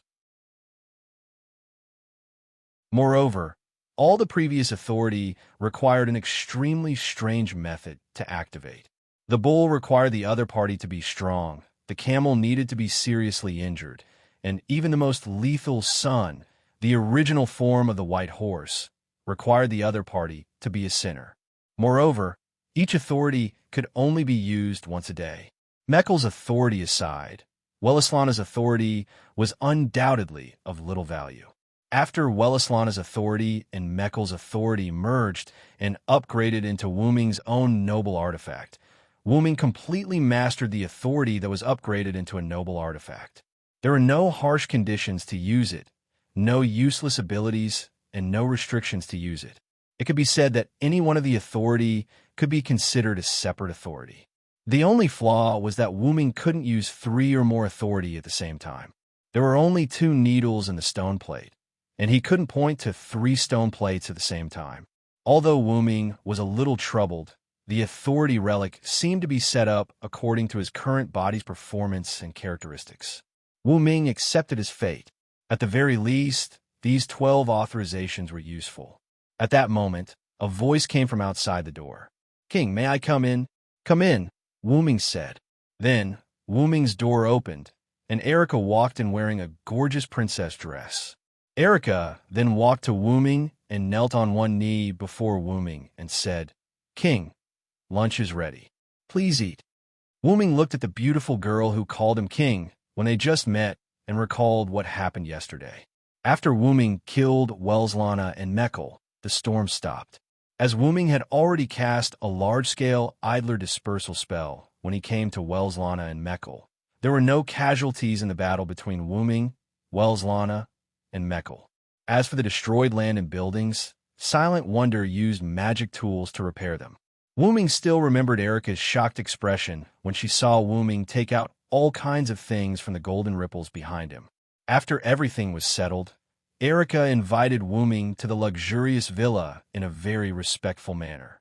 Wuming knew that he had killed the god of disobedience and become a Campoin. This news would definitely be known by others, so Wuming didn't hide it. Wuming couldn't make up his mind about Erica at first. After all, when Wuming, Wellislana, and Meckel fought, Erica hid and watched the whole process. Erica still knew that Wuming was the god of disobedience. Wuming wasn't sure if Erica regarded him as the god of disobedience or the god slayer, but based on Erica's current behavior towards him, it should be the latter. Wuming said to Erica at that time, "I am the god of disobedience, and there will be disasters if you follow me. Even so, you still want to worship me as your king."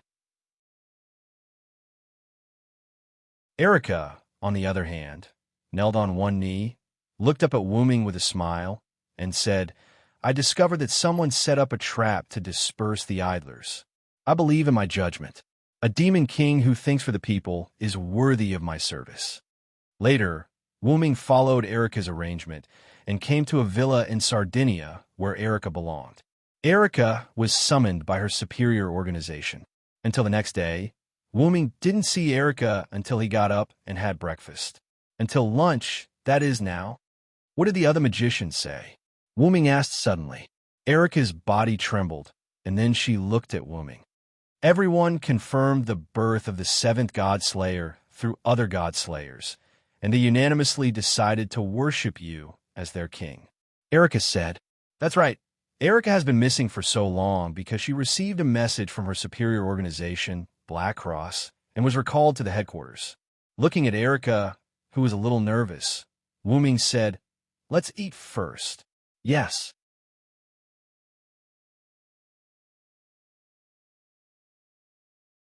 Chapter 161.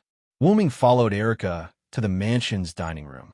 After a simple lunch, Erica said to Wuming, "Your Majesty, there's something I need to trouble you with." Looking at Erica kneeling on one knee and lowering her head, Wuming walked to Erica and held her shoulder. "I don't need to bow and scrape, and there's no need to call me Your Majesty. Just call me Wuming." "Yes, Lord Wuming." As a king, Wuming's words were irrefutable. Erica accepted Wuming's order. Wuming looked at Erica and continued to ask, "So, what's the matter, Erica?" Erica stood up and said to Wuming, "Here's the thing. The general of the magic organization I belong to, Red Copper Black Cross, wants to meet you with the higher-ups. Wu-Ming immediately said impatiently, if it's the general, it's okay, but the others don't. Huh. Erica didn't expect Wu-Ming to refuse so quickly. I know the general of Red Copper Black Cross. That's your uncle, Paul Brantley, right? I've seen his deeds from the information you provided. Wu-Ming was not idle these days. He asked Erica to provide him with the information about European magic. Erica naturally found a lot of information and put it all in the study room, and all the information was recorded by Collis. Then Wu-Ming continued. Forget about the others. It's nothing more than seeing my power. This kind of thing is fine. Even if you don't recognize me, it doesn't matter.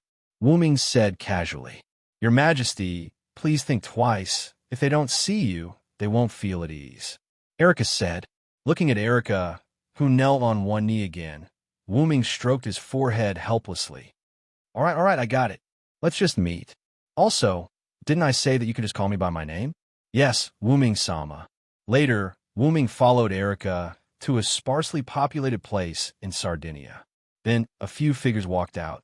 The leader of the group was an uncle full of youthful vitality. His upright face and intellectual temperament made Wu-Ming take a second look at him. Nice to meet you, King of Disobedience. I'm Paul Brantley, the General of Red Copper Black Cross. Paul bowed and said respectfully, Hello, Mr. Paul. Since you call me King of Disobedience, you must know my identity. Wu-Ming said casually with his hands in his trousers pockets. Of course, Your Majesty, please don't blame Erica. This has nothing to do with Erica. This is because the Magic Association detected 3 types of divine power when we examined the battlefield between you and Wells Lana and Meckel. Based on Erica's partial report, we determined that you are a disobedient person. Paul said. Wu-Ming thought about it. When he was judged as the god of disobedience by this world, the magic power he produced would also be judged by this world and transformed into the divine power of this god of disobedience. Therefore, in such a fierce battle, there were only 3 types of divine power left at the scene, and the European Magic Association judged Wu-Ming as the god of disobedience. Then do you trust me so much? Aren't you afraid that I will kill all of you? Instantly, Wu-Ming showed a dangerous expression. The figures behind Paul took 2 steps back in panic. But Paul and Erica were calm. I heard from Erica that before you fought with Wells Lana and Meckel, you had set up a dispersal system. I believe that such a god is worthy of our support. Paul looked at Wu-Ming's eyes, and his eyes were quite firm. Just like that, no one said anything, and the atmosphere gradually became anxious. Suddenly, Wu-Ming smiled. Ha, as expected of the highest knight with the title of Diable Rouge. Wu-Ming said, I've already returned that title to Red Copper Black Cross because of my role as the Commander-in-Chief. Now, the title of Diable Rouge is held by Erica. Paul said, Erica is a very good knight. Although she is not strong enough, her courage to face the god of disobedience for the people is commendable. Wu-Ming said, then looked at Erica. Thank you for the compliment, Your Majesty. Erica saluted slightly. To hear you say that, Erica is worthy of her efforts over the years. Paul said, So, do you want to see my power? Wu-Ming raised a hand and clenched it into a fist. This question, Paul was a little distressed. What's wrong? What happened? Wu-Ming asked. Actually, another king is coming this way, Paul said with some distress. Wu-Ming instantly knew what Paul was worried about. The Godslayers were a group of eccentric guys, and because of that, people would serve them as kings. The purpose was to restrict the king's actions. After all, every king was a super bomb that exploded at random times. Every time a king was involved in something, it would cause large-scale catastrophic damage, not to mention the direct economic losses caused. These magicians also needed to work hard to cover up the truth in the damaged areas. Then I can meet the senior, Wu-Ming said with a smile. Erica and others looked at Wu-Ming with a sure enough, he's troublesome look. Then Wu-Ming raised a hand and stretched it forward. Golden ripples appeared, and Wu-Ming took out a golden scepter from it. Wu-Ming held the staff of Ain's Ergong in his hand and gently tapped the ground with the bottom of the scepter. In an instant, the scene in front of everyone changed, and the surroundings became similar to the Roman Colosseum. Looking at the venue that was a little larger than the Roman Colosseum and the stars hanging in the sky, everyone was shocked. This is an independent space, and it's a real space. Is this the power of Welslana and Mekker? No, I'm afraid it's the power of the king as the god of disobedience. But can the god of disobedience really obtain the power of other gods? Maybe it's the ability of the king as the god of disobedience. After all, the other god-slayers have also admitted that a new compatriot has been born. Listening to the whispers of the people behind Paul, Wuming didn't want to explain anything. He couldn't say that he wasn't from this world, but he was judged as the god of disobedience by the world when he came to this world. If you want to fight, I will come here with the king. How about it? Wuming asked. As you wish, king. Paul bowed to Wuming.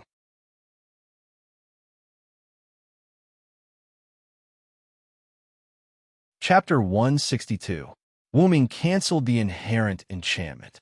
After leaving the 6th floor of Nazalik, everyone once again returned to the deserted wasteland. Yo, you are the strange god slayer. Suddenly, a young man's voice came. Everyone looked at the source of the voice, and a young man stood there with a long tube on his back. This is Italy's king of swords, Salvatore Anthony. Erica was afraid that Wuming did not know the king, so she deliberately stood behind Wuming and quietly told Wuming. Wuming turned his head and looked at Erica. You are quite loyal, Wuming teased. After all, Erica had just joined Wuming, and she began to think about Wuming.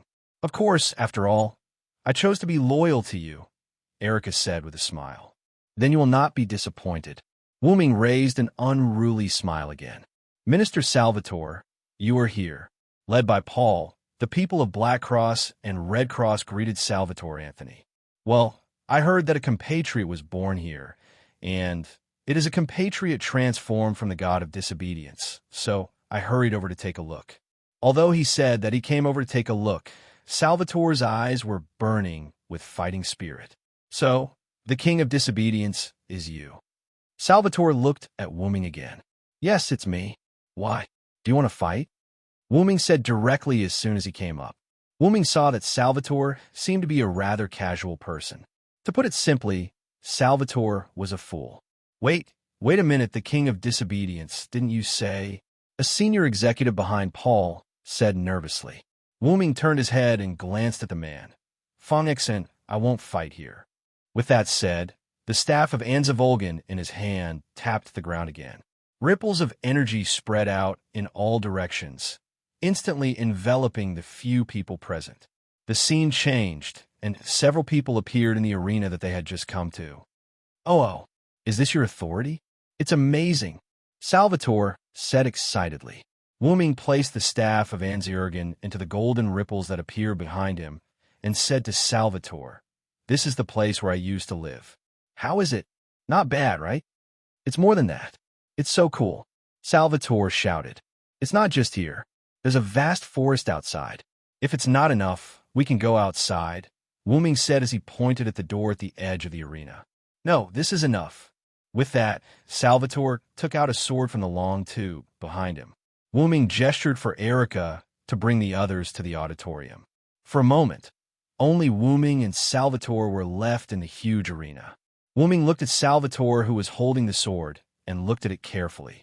This was a knight's sword without any special characteristics, but Wuming could feel pressure from it. So let's get started.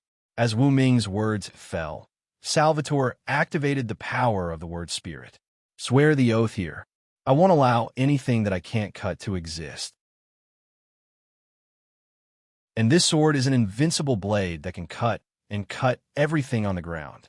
In an instant, Salvatore's arm turned into a silver metal arm. At this time, even Wuming felt a great sense of crisis. You must not be cut. This was Wuming's instinctive thought. I am strongest. I will capture all the victors. Humans and demons, all enemies. I will defeat all hostile people. That is why I shall destroy all enemies that stand in my way. Wu Ming also chanted the words of the authority activation. It's time, Wu Ming. After speaking, Salvatore instantly rushed at Wu Ming and slashed with his sword. Wu Ming quickly moved his body and dodged the blow. Boom! The ground was instantly cut like tofu. I am the strongest, and I hold all the victories in my hands. Be it human or demon, I'm the one who will defeat any enemy that stand in my way. I will destroy any enemy that stands in my way. Giant with supreme divine power, give me your help. The long pointer on the slate in Wu Ming's heart pointed to the 2 o'clock direction, and the slate depicting the giant that supported the sky glowed. As the giant spirit chanted, Wu Ming's body was covered with a golden phantom. As if he had tens of thousands of tons of divine power, Wu Ming suddenly punched at Salvatore. Boom! Salvatore dodged the punch and hit the ground of the arena. Gravel splashed, and the ground of the entire arena was instantly smashed into a spider web. What outstanding power! Paul exclaimed in the audience. This is Sir Wu Ming's giant incarnation. It is the result of the combination of Welleslana's authority and Mecker's authority, Erica explained. Knowing that there would be an official magic association to name the Godslayer's authority, Wu Ming had already told Erica the name of his authority. Wu Ming didn't want to get any strange names. Hey, if this hits me, it's not a joke. Despite saying so, Salvatore smiled. Your sword is not a joke either, Wu Ming replied. At this moment, Wu Ming had an excited smile on his face. Wu Ming now knew why the Godslayer was called the Demon King and the Problem Child. Although the Godslayer was still human, its essence had changed. It was like a beast. Even the most gentle Godslayer would fight. Once the battle started, the Godslayer would ignore the surroundings and act completely according to his heart. With such a time bomb, it was no wonder that the magicians were in awe of the Godslayer. Although Wu Ming's root dragon bloodline would not be affected, these authorities had been transformed by Wu Ming into the accompanying noble phantoms. Therefore, Wu Ming was also affected. Continue, Salvatore. The short needle on Wu Ming's inner stone plate pointed in the direction of 10 o'clock. Be afraid of those with wings. Evil people and powerful people are afraid of me with wings. My wings will bring you a curse. Evil people can't hit me. After chanting the words again, Wu Ming's figure disappeared in an instant. Wu Ming appeared above Salvatore in an instant and gave him a punch. What? Salvatore spat out a mouthful of blood. His body was pressed to the ground by Wu Ming. Wu Ming frowned slightly and moved his somewhat uncomfortable body. It seems that the power of the phoenix is not as simple as acceleration. After all, for Wu Ming, a simple acceleration could not make his strengthened body feel uncomfortable. Afterward, Wu Ming looked at Salvatore, who had spat out a lot of blood, and asked, So, do you want to continue, King of Swords?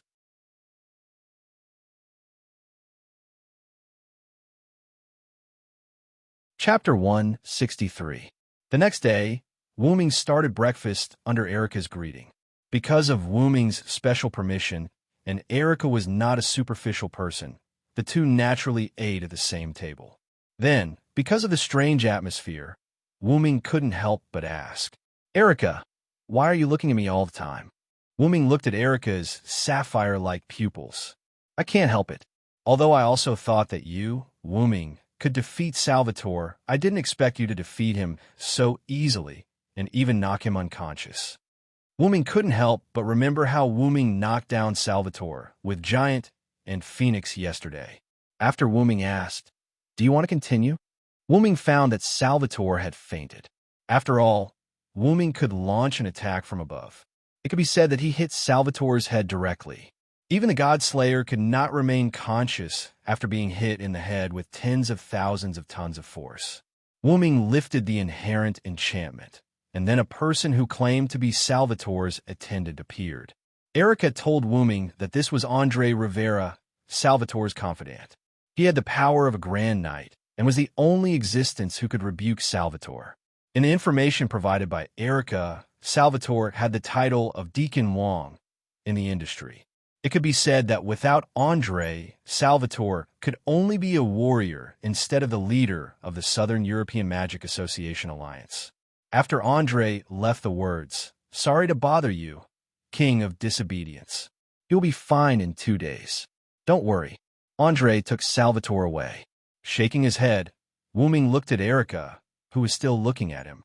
"You seem to think that I defeated Salvatore very easily, but it's not that simple."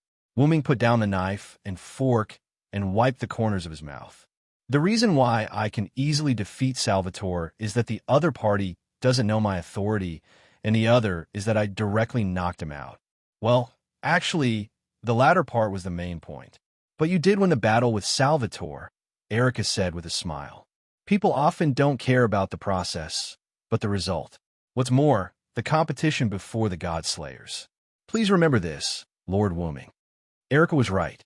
Wuming also knew that sometimes the result was often more important than the process, but it did not mean that he could be arrogant just because he won against Salvatore. The point is to take him by surprise. There is nothing to say. If Salvatore is prepared, then it will not be so easy to win next time. After that, Wuming stood up and walked towards the door. Wuming opened the door. "I'm going out to study authority for a bit. I'll be back in the afternoon." With that, the sound of the door closing could be heard. Wuming took out the staff of Ain's Ergong and entered the enchantment. Lord Wuming. As soon as Wuming entered, he saw Satya and Seabass kneeling on one knee to salute him. "Uh-huh," Wuming replied. Now, Wuming had seen through it. These guardians were loyal to him. Only Demiugos and Yair Abed could be flexible and would no longer kneel to Wuming. Of course, that was only in informal situations. "I need to test my newly acquired power. Prepare in the arena on the 6th floor." "Yes, Lord Wuming." Because of the enchantment, only Satya and Seabass, who followed Wuming, were here, so some work could only be left to them. Soon, Wuming came to the arena. "I am the strongest, the one who holds all victory in my hands. No matter if it's a human or a demon, I will defeat any enemy that stands in my way. Giant with unparalleled divine power, give me your aid." As the words were spoken, the long needle on the stone plate of authority pointed at 2 o'clock. Instantly, Wuming's surroundings changed. A large amount of golden energy continuously surged out of Wuming's body, forming a tall energy giant. The appearance of the energy giant could not be seen clearly, as if it had been pixelated. The giant's muscles were ligated, and only the lower half of its body was covered by a golden energy battle skirt. The rest of its body was naked. Wuming floated in the head of the energy giant and looked down. So that's how to use the giant incarnation. Then, Wuming continued to chant, "All evildoers, be afraid of my power. Now, I will have the majesty of 10 mountains, the power of 100 rivers, and the strength of 1,000 dragons. The majestic me will raise the mark of a fierce dragon." The short needle on the stone plate pointed at 1 o'clock. Instantly, the golden energy giant that enveloped Wuming changed. A long dragon tail grew out from behind him, and golden energy dragon scales were densely arranged on the giant's naked skin. His hands and feet became fierce and sharp, and his face that couldn't be seen clearly instantly became real, like a dragon's head, with a pair of fierce dragon horns growing out of his head. At this moment, the golden energy giant had completely turned into a golden energy dragon man. Wuming tested a few other authorities, and the results were different from what he knew. As expected, so, the power of authority is not just that. Although these authorities have become my noble phantoms, I still can't completely control them. I still need to train. After all, this was a super high-level spell that Pandora and Epimetheus had set up that affected the whole world. If it was placed in the Shape Moon world, it could be said to be more powerful than magic. Wuming could not help but think of the night when he was called the God Slayer. After Wuming fell asleep, as if he was dreaming, Wuming came to a place that was completely white. Wuming took 2 steps and stopped. "Master Wuming, someone used an unknown great spell to bring your spirit to this place." Kalis was a noble phantasm that was connected to Wuming's soul, so naturally, she could come with Wuming. If you want to play tricks, don't blame me for not holding back. Wu-ming said to the air around him. Wah, don't hit me. Suddenly, a seductive female voice was heard. Wu-ming turned his head and saw a cute loli with a child's face and body. Her purple waist-length hair was tied into 2 ponytails with a white hairband behind her back. The accessories on her ears were slightly large purple ball-shaped pendants. Although she did not have a figure at all, she was still wearing a thin, white, low-cut dress. Even so, she was still very seductive. Wu-ming had never seen a woman with such charm. Wu-ming guessed that other than Ishtar, whom he met at Mount Abiff, no one else could be compared to her. Come, little Wu-ming, I'm your mother. The little loli opened her arms and hugged Wu-ming. No, Wu-ming pushed her head away. Because of her figure, the little loli's hands could not touch Wu-ming's body. Then, the little loli looked at Wu-ming with a heartbroken expression. I'm so sad that you treat your mother like this. Sob, sob. Wu-ming was a little helpless. If you want to sob, you don't have to say it out loud. Then, little Wu-ming, can you call me mother? The little loli looked at Wu-ming with an expectant expression. Wu-ming did not care about the topic and asked directly, Who are you?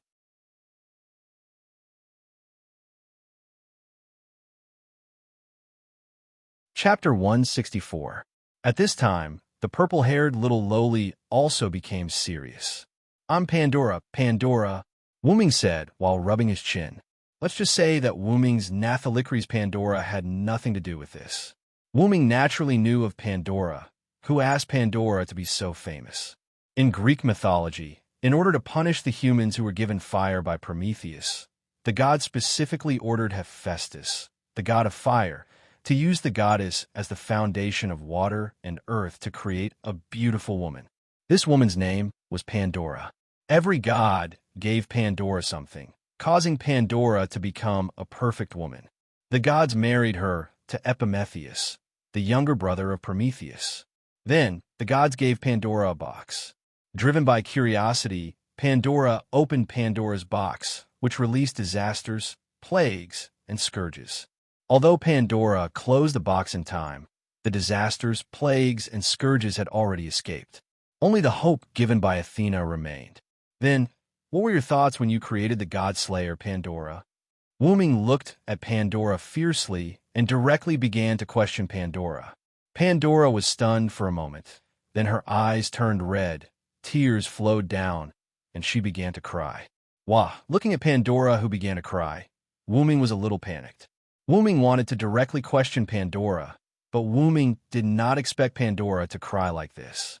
Wu-ming, who had never made a girl cry, was at a loss.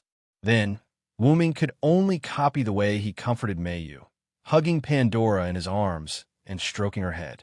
Sorry, I was too serious. I apologize, please forgive me.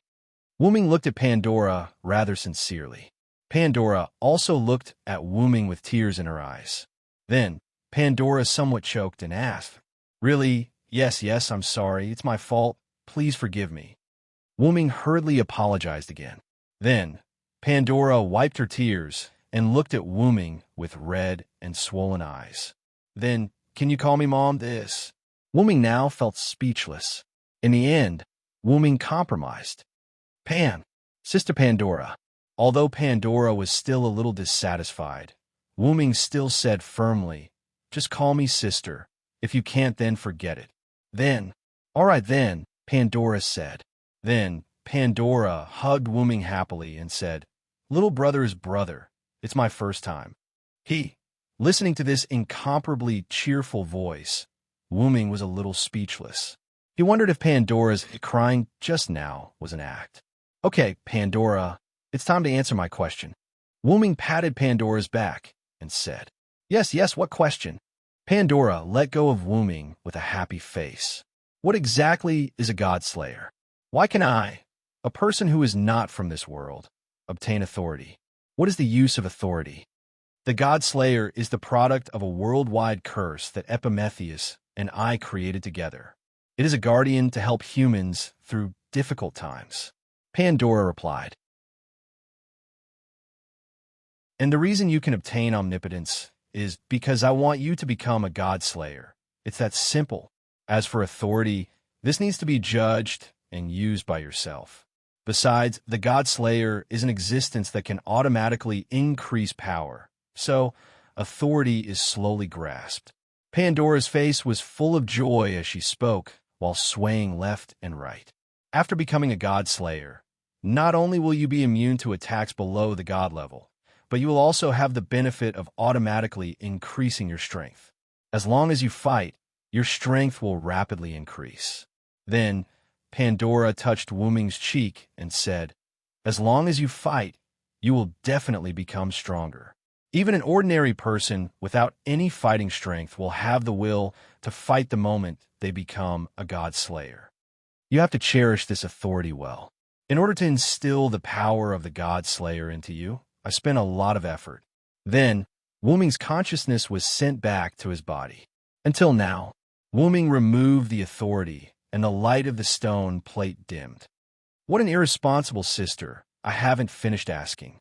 Then, Wu Ming looked at Sebastian and Zaisha standing beside him and said, "You have adapted to the authority. I've more or less adapted to my authority. Sebastian, Zaisha, come with me." "Yes, Lord Wu Ming." "Yes, Lord Wu Ming." In the outside world, Wu Ming suddenly appeared somewhere with Sebastian and Zaisha. "Zaisha," Wu Ming suddenly said. "Yes, Lord Wu Ming." Zaisha walked to Wu Ming's side with a charming expression. "I have a mission for you," Wu Ming said to Zaisha. Then, Wu Ming had Zaisha lean over, and Wu Ming read the mission to her. "Yes, Lord Wu Ming. This subordinate will not let you down." Because Wu Ming's breath touched Zaisha's ear when he spoke, her face was flushed, and she spoke with a trembling voice like a young girl in love. Wu Ming smiled helplessly. "I thought that after the sublimation of her origin, Zaisha wouldn't be so. Her personality wouldn't change. Remember, don't kill anyone if you can. Although your weakness has been uprooted, it's still best not to cause trouble." "Yes, I understand, Lord Wu Ming." Zaisha bowed, then turned into a black shadow and left. "Sebastian." Wu Ming looked at Sebastian. "Here." Sebastian placed his right hand on his heart and bowed to Wu Ming. "Stay by my side and be my butler." "Yes, Lord Wu Ming."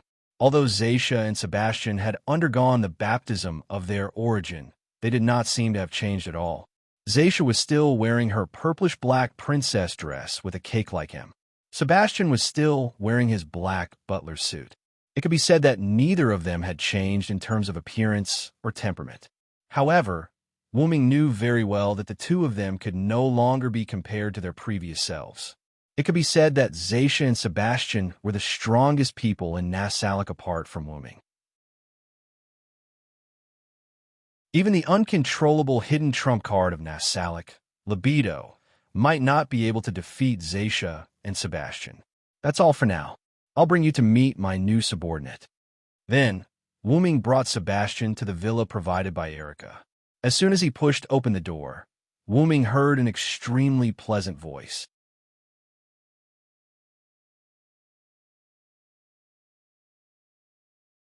Chapter 165. Wu Ming pushed the door open and entered. What he saw was Erica entertaining an exceptionally beautiful girl. The girl looked about 20 years old. She had long golden wavy hair, shining with brilliance. She looked very beautiful, and her skin was white and delicate.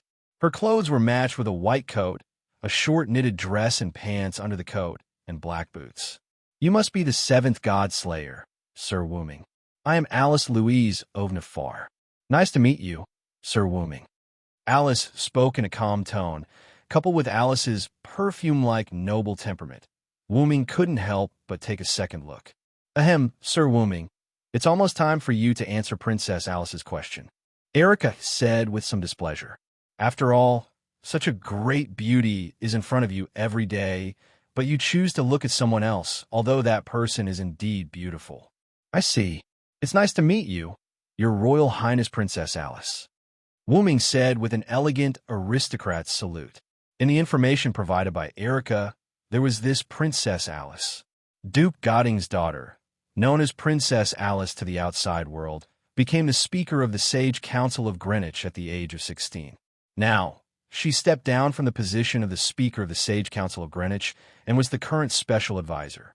Because of her extremely high magic talent, She was also known as the White Witch G. Speaking of this White Witch G, she was amazing. She was a genius girl who could fight the Godslayer with wisdom and courage. The British Godslayer, Alexander Gascoigne, was known as the son of the Black Prince Yerick. The Black Prince was once driven out of the United Kingdom by the White Witch G, Princess Alice, and Erica's uncle, Paul Brantley. Because his authority was inclined to support and character, the Black Prince did not entangle too much with Alice and Paul, but chose to retreat. Not only did this bring benefits to Alice, but it also gave Paul, a grand knight, an unsurpassable reputation. The story of the Witch G and the Grand Knight working together to fight against the God-Slayer and successfully driving him away was widely known by magicians. It was also because of this that Alice was called the princess and Paul became the commander of the Black Cross. As a God-Slayer himself, Wuming naturally knew how terrifying a God-Slayer was. Even if the Black Prince Yerick, the God-Slayer, didn't have a strong combat ability, he shouldn't be underestimated. Moreover, it was mainly Alice's wisdom that played a role. Paul was only a supporting force. To be able to use her wits and the power of a Grand Knight to chase away a God-Slayer was already a testament to Alice's shocking intelligence. Coupled with her heaven-shaking beauty, Wuming couldn't help but look at her in a new light. So, what is Princess Alice doing here? Wuming began to ask Alice, going straight to the point. At this point, Alice felt a little awkward. Actually, I'm here to stop your duel with the Sword King. Alice received news that the 7th king had been born in Italy. Soon after, Alice received news that the Sword King was on his way to Italy.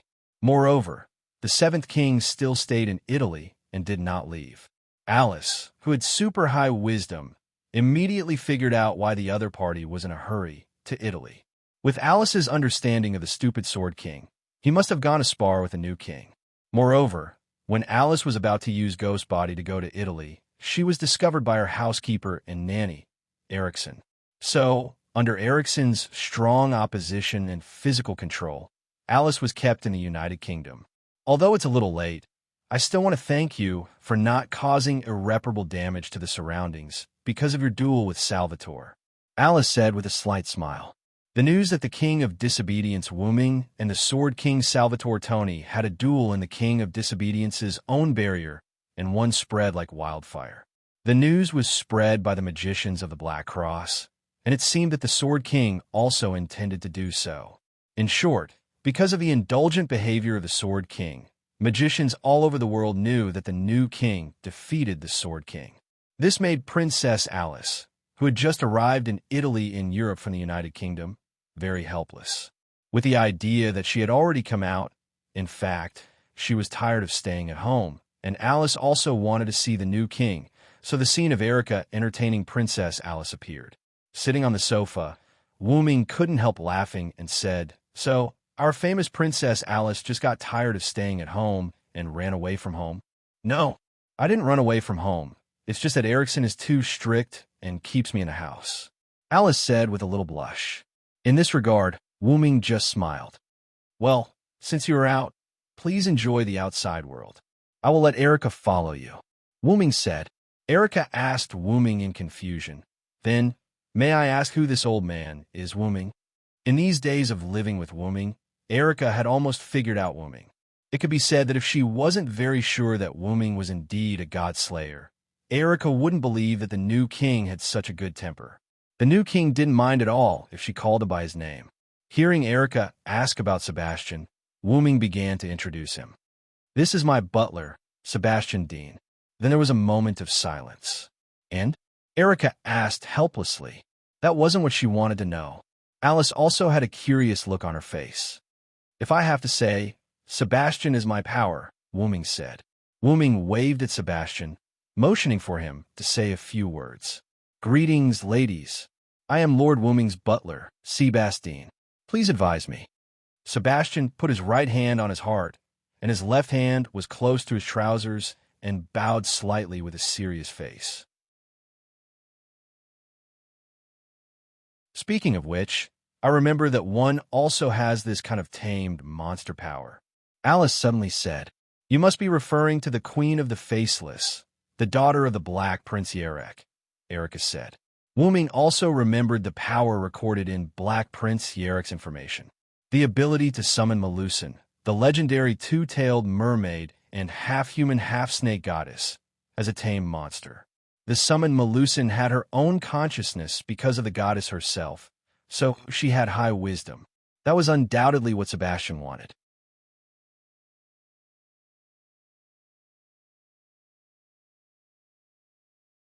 Chapter 166. Thinking of this, Wu Ming shook his head and said, "Even so, Sebastian is not a familiar." After looking at Erica, Wu Ming looked at Alice and continued. In terms of strength alone, Sebastian is almost comparable to any of the Godslayers. As soon as these words came out, Erica and Alice were a little surprised. The reason why the Godslayers were called Godslayers was that in addition to having the authority to kill the god of death, they also had a super high level of physical defense. The Godslayer had a magic immune body that was immune to divine attacks, and the body of the Godslayer also had super high endurance in terms of defense against physical damage. At the very least, they would not be injured under a series of conditions that were fatal to humans, such as being stabbed with a knife and jumping down from a high-rise building. As for large-caliber sniper rifles, it was hard to say. After all, no one dared to use a sniper rifle to experiment on the Godslayer, and the magicians disdained and dared not use sniper rifles on the Godslayer. In case the Godslayer did not die, then they would face a punishment more terrifying than the catastrophe and the god of disobedience. No country or organization would be able to bear such a burden. When the Far East Island invaded China in the mid-19th century, they contradicted the second Godslayer, the Wuxia King of China, Luo Hao.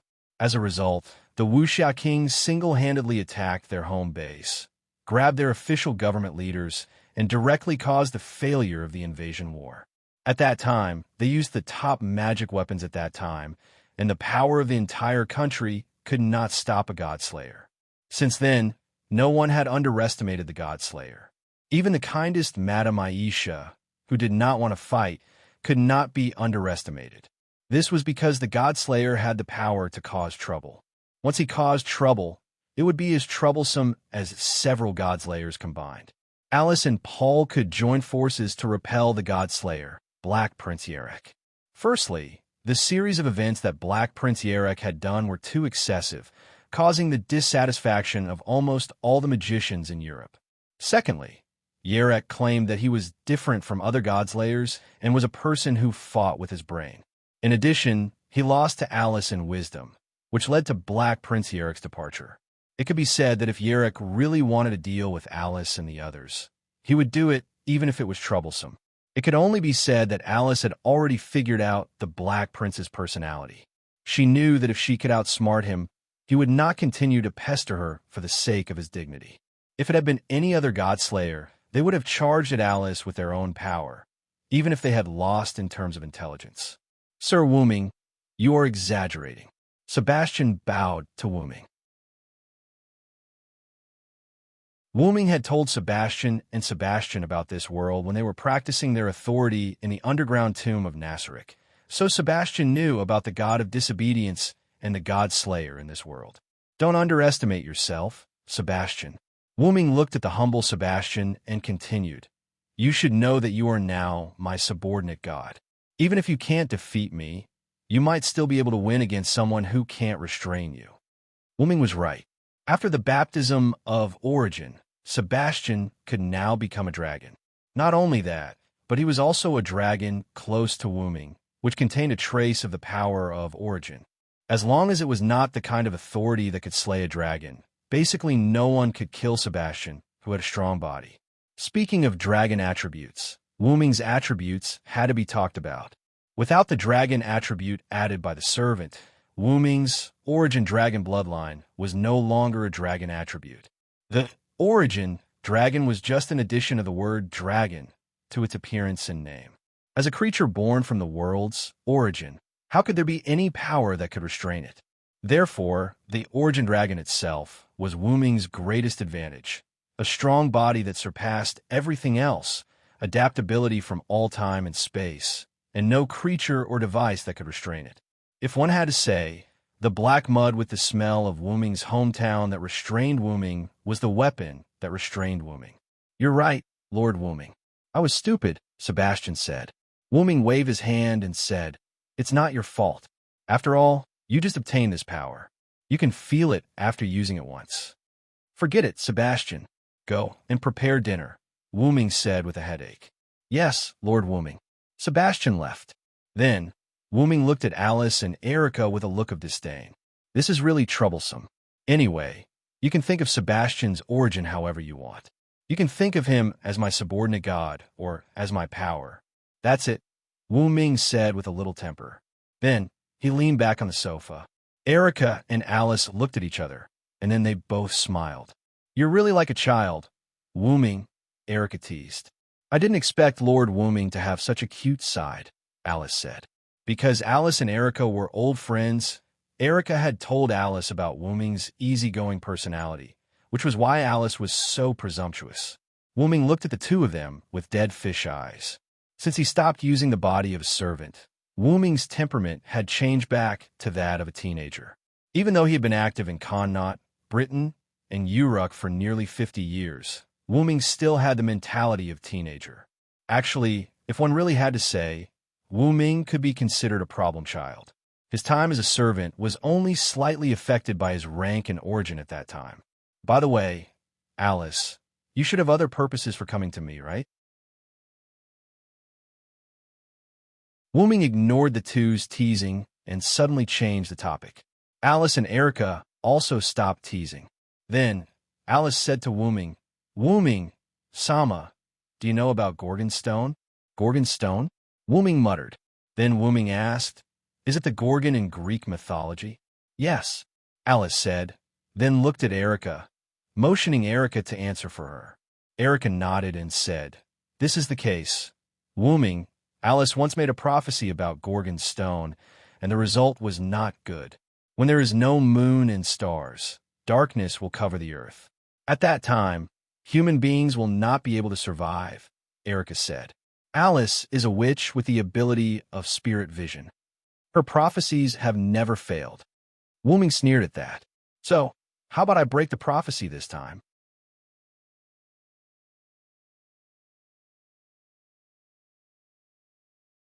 Chapter 167. Judging from the prophecy, this seems to be the power of the god of disobedience. There are only a few gods who are related to Gorgon Stone. Wu Ming held his chin with both hands as he looked at Alice and Erica. The main ones are the three Gorgon sisters, Medusa, Stheno, and Euryale. However, I don't think the three Gorgon sisters who've been belittled as monsters would have the desire to destroy the world. Subsequently, Wu Ming said casually, anyway, give me the Gorgon Stone now. I'll settle this. Alice and Erica looked at each other for a moment, then nodded. At night, Wu Ming was alone in his study room. His desk was filled with books, and the books on the bookshelf were different from before. Erica had replaced all the books here. They were all books about myths and legends. Meanwhile, the books on Wu Ming's desk were all about Gorgon. Wu Ming picked up the Gorgon Stone in his hand and studied it carefully for a while. The Gorgon Stone was an obsidian metal with a portrait of a Gorgon engraved on it. Wu Ming could not help but exclaim as he looked at the Gorgon Stone that looked like Medusa's head, this doesn't seem like an ordinary god relic. Wu Ming had seen a god relic once before he became a god slayer. It was a young man he had met when he first arrived in this world, the Grassy Guardian. The slate in his hand was a spell book, which was a god relic. Wu Ming would not misjudge his senses after becoming a god slayer. Because of that, Wu Ming could clearly sense that the power contained in the Gorgon Stone was not as simple as it seemed. Just like the godhead of God, Wu Ming said calmly. Wu Ming, who had the golden sword, could feel that the power of the Gorgon Stone gave him the same feeling as when Wu Ming used the golden sword to cut through Wellislana's godhood. I wonder if the golden sword has any effect on the materialized divinity. Wu Ming stroked his chin and shook his head. I don't dare to do anything. Let's first record the knowledge about Gorgon. Then, Wu Ming picked up a book on the desk and opened it, saying, Please, call us. Yes, master. The dragon horn on Wu Ming's head flashed, and like a scanner, a golden light shone on the book in Wu Ming's hand. Almost a few seconds later, Collis put away the scanning ray. "Master, do you want me to transfer the knowledge to you now?" Collis asked. "Just transfer it directly. After all, time is running out," Wu Ming said, and then closed his eyes. After a few seconds, Wu Ming opened his eyes. "No matter how I look at it, I feel that it's great to have you here, Collis." Wu Ming smiled. "That's just because you're lazy, Master," Collis said with a helpless tone. After all, Wu Ming had a photographic memory now. However, with Collis here, why would Wu Ming waste time and effort to slowly read these myths by himself? Well, doesn't this show how important you are, my dear Collis? Hurry up and continue to the next book. Try to enter all the knowledge about Gorgon before you go to bed. Yes, yes.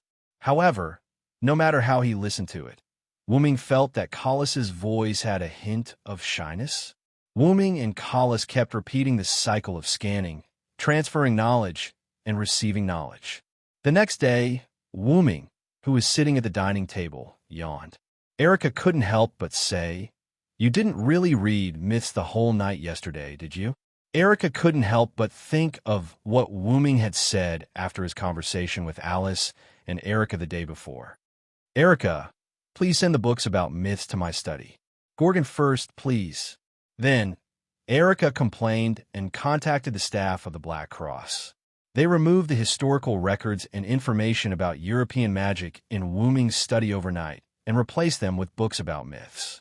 Of course, because there were more books, Erica put many books in other rooms, waiting for Wu Ming to finish reading the books in the study before replacing them. Although Erica complained when she contacted the Black Cross, the staff of the Black Cross, including its commander, Paul, said with a smile, "Compared to the other Godslayers, Lord Wu Ming is really easy to serve." That's right, as long as he didn't cause trouble everywhere, not to mention all the books about myths. Even if Wu Ming wanted to be the commander of the Black Cross, Paul would agree unconditionally. When Wu Ming learned these words from Erica, Wu Ming's expression was quite strange.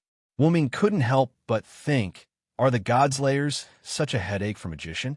Although it was hard to believe, the Godslayers were such a headache for others. No matter how honest Wu Ming was, no matter how much he didn't stir up trouble, no one would be able to put their hearts at ease. After all, among the 7 Godslayers, Madame Aisha, who was known as the one who didn't want to fight the most, also had the power of a natural disaster. If she was accidentally implicated, she would be even more terrifying than the oldest Godslayer, Marquis Wabin. While eating, Wu Ming said to Erica, "It's no big deal. I have Collis. I just stayed up for a short while yesterday." Wu Ming had long told Erica about Collis, so Wu Ming was not afraid that Erica didn't understand. But Alice, a young man who had just come into contact with Wu Ming, was quite interested in this Collis that Wu Ming mentioned. At this moment, the golden dragon horns on Wu Ming's head appeared, and he said, "Actually, to put it bluntly, Master is just lazy in bed." "That's where you're wrong," Wu Ming continued after eating a mouthful of rice. "Now I realize that the bed is the greatest invention of mankind." "Collis won't believe an excuse," Collis retorted. Alice watched the conversation between the master and servant with interest. She then asked Wu Ming, "Master Wu Ming, do you think?" "Master Wu Ming, does Ms. Collis belong to you as well?" Wu Ming answered after taking a sip of milk, "You can put it that way. You can think of Collis as a super high-level god relic that has its own consciousness." In reality, Wu Ming was right. Wasn't Collis, who was connected to Wu Ming's soul and had become his relic, Wu Ming's authority? Since he was known as the god of disobedience, wasn't his tool a god relic? "Master Wu Ming, you're such an interesting person." Alice smiled. It could not be helped. It was impossible for Wu Ming not to be special. After all, he was a godslayer known as the god of disobedience.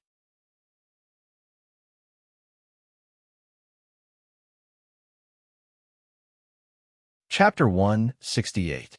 Wu Ming separated from Erica and Alice after breakfast. Wu Ming asked Erica to take Alice around Italy, and Wu Ming specifically told Erica not to come to him. However, in order to make a fair deal, Erica asked Wu Ming, "Please don't involve the people." Wu Ming smiled helplessly. "Don't worry, I'm not one of those battle maniacs. When I fight, I forget about the surroundings. Besides, I have an inherent barrier, and I will put the battlefield inside the inherent barrier." Wu Ming still clearly remembered Erica's suspicious eyes. After that, Wu Ming came to a small island in the Mediterranean Sea. Crash, listening to the sound of the wind blowing the waves. Wu Ming couldn't help but breathe a sigh of relief. Then, Wu Ming took out Gorgon Stone. Although I can seal Gorgon Stone with a sealing technique, it's better to solve it in one go. After that, Wu Ming stretched out his hand and chanted the spell. Create great item, advanced item creation. With the condensation of magical particles, a lightning-shaped blue dagger appeared in Wu Ming's hand. That was Caster Medea's noble artifact, Rule Breaker. Wu Ming gently touched Gorgon Stone with Rule Breaker. In an instant, the Banshee's eyes on Gorgon's stone glowed scarlet, and a powerful magical power burst out. "That's all right." Looking at Gorgon's stone, which had completely broken the seal, Rosin said. When Wu Ming got Gorgon Stone, there was a noble artifact seal set by Black Cross on it. Although the seal was broken, it still had some effect. At this moment, in order to avoid trouble, Wu Ming directly broke the seal. Wu Ming stretched out his hand again and took out Staff of Anziurgen from the golden ripple on his side. He put Staff of Anziurgen beside him, and Staff of Anziurgen automatically floated in the air, rotating slowly. "Next, we just have to wait," Wu Ming said, sitting cross-legged on the ground and closing his eyes. When it was almost night, Wu Ming felt that Gorgon Stone began to heat up, which was proof that its owner was about to arrive. Wu Ming opened his eyes and said, "Is it coming?" Wu Ming said as he watched the darkness engulf the island like a black cloud. "Is this the starless night?" Wu Ming broke the seal on Gorgon Stone in the morning. Although he didn't know why the other party chose to do it at night instead of during the day, Wu Ming could roughly guess. It should be a god related to darkness. Because Wu Ming was on a small island, there was no landing point other than where Wu Ming was, so Athena floated in the air. "So if it's you, the strange person who has my snake," Athena said. Wu Ming looked at Athena and couldn't help but smile. She had the body of a primary school student, short silver hair, black snake-like vertical pupils, a white long-sleeved shirt, and a yellow sleeveless sweater, a black short skirt, blue knee-length stockings, brown leather shoes, and a blue braided hat that looked like a beast's ear. No matter how Wu Ming looked at her, she looked like a cute primary school student. Of course, that was if she didn't have a huge amount of mana. "My name is Athena. You are both my compatriot and my natural enemy. Tell me your name." Athena's vertical pupils stared coldly at Wu Ming. "Just call me Wu Ming, Athena," Wu Ming said with a smile. At the same time, he released his mana. "You're an interesting fellow. Even though I would like to know why you, who share the same origin as me, would become my enemy, I'll retreat for now, since it's you," Athena said as she sensed something amiss the moment Wu Ming unleashed his magical powers. Then, the darkness around the island began to retreat, and Athena also left in another direction. "I will leave my snake with you for the time being, someone who shares the same origin." This made Wu Ming a little confused. "It can't be because of my identity as the god of disobedience in this world," Wu Ming said after thinking for a moment. Although Wu Ming was still Wu Ming was branded as the god of disobedience when he came to this world. Of course, this brand did not bind Wu Ming. It just gave him another identity. Wu Ming did not care at first, but now it seemed that this identity of the god of disobedience was a little special. Even Athena knew about him. When Wu Ming released his mana, Wu Ming saw the expression on Athena's face. It was obviously a look of surprise when she saw someone familiar or when she knew about Wu Ming's existence. "Seriously, giving me such a headache every day. Gaia and Alea are like this. Even this world without any restraints is like this." Wu Ming complained helplessly. Wu Ming could not help but remember that Gaia and Alea created a historical story for Wu Ming in order to make him a servant of the human faction. That history was not fake, but the restraints threw Wu Ming into a historical story. To put it bluntly, It was just giving Wu Ming another identity. Just like Wu Ming in this world, a stone thrown into the lake would definitely cause the lake to change. Wu Ming even suspected that this was a collusion between the worlds. Shaking his head, Wu Ming did not think about it anymore. He put away the inherent barrier in the staff of Anzi Wurgong that he had set up in the outside world. Wu Ming instinctively opened a portal and walked in. In the villa, Erica and Alice sat on the sofa, drinking their respective drinks and chatting intermittently. It's already night time, and there's still no news of Lord Wu Ming, Alice said worriedly. Wu Ming should have moved the battlefield to his own barrier, and maybe he didn't come. Erica said, "By the way, Erica, do you think Lord Wu Ming can win?" Alice asked. Erica did not care about this and said confidently, "Winning is not a problem." Alice was a little puzzled. Why is Erica so sure? Erica took a sip of coffee and said, "That's because he's the king I have to serve. As a subordinate, how can I not believe in my master?" Alice was a little unhappy. What a cunning answer. Then she said, "By the way, Lord Wu Ming is really miraculous. A disobedient god actually became a god slayer. This is something that has never happened since ancient times." At this moment, Alice was suddenly stunned. Light flowed in her eyes as if she was playing something. "Alice?" Erica noticed that something was wrong with Alice. She quickly put down the coffee in her hand, stood up, and walked toward Alice. Could it be? Spirit vision has been triggered. Erica was indeed a genius of the Red Cross and Black Cross. She immediately noticed Alice's current state. At this moment, a black-purple portal opened, and Wu Ming walked out of it.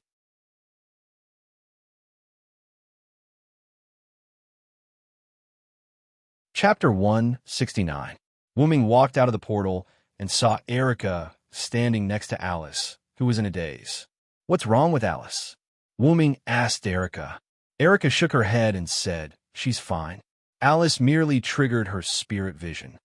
Spirit vision had two modes, active and passive. The prophecy of the starless moon in Gorgon Stone was precisely what Alice had predicted by activating her spirit vision. Clearly, her spirit vision was passive this time. Wu Ming walked to Erica's side. Looking at the dazed Alice, he mumbled, "Is there a new prophecy?" It was also at this moment that Alice's eyes regained their luster. This meant that her spirit vision had ended. "How is it, Alice? Did something new happen?" Erica asked as she bent down in front of Alice as soon as it was over. Alice glanced at Erica, then looked at Wu Ming. "Lord Wu Ming."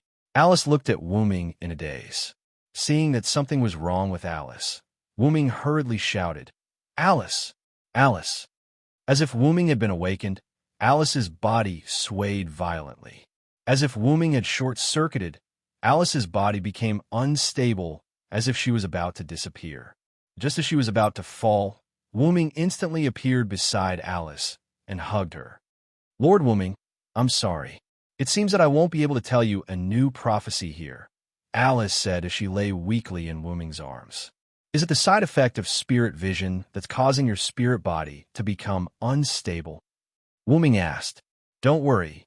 After saying that, Wu Ming closed his eyes. On the stone plate in his heart, the long needle instantly moved to the 12 o'clock position.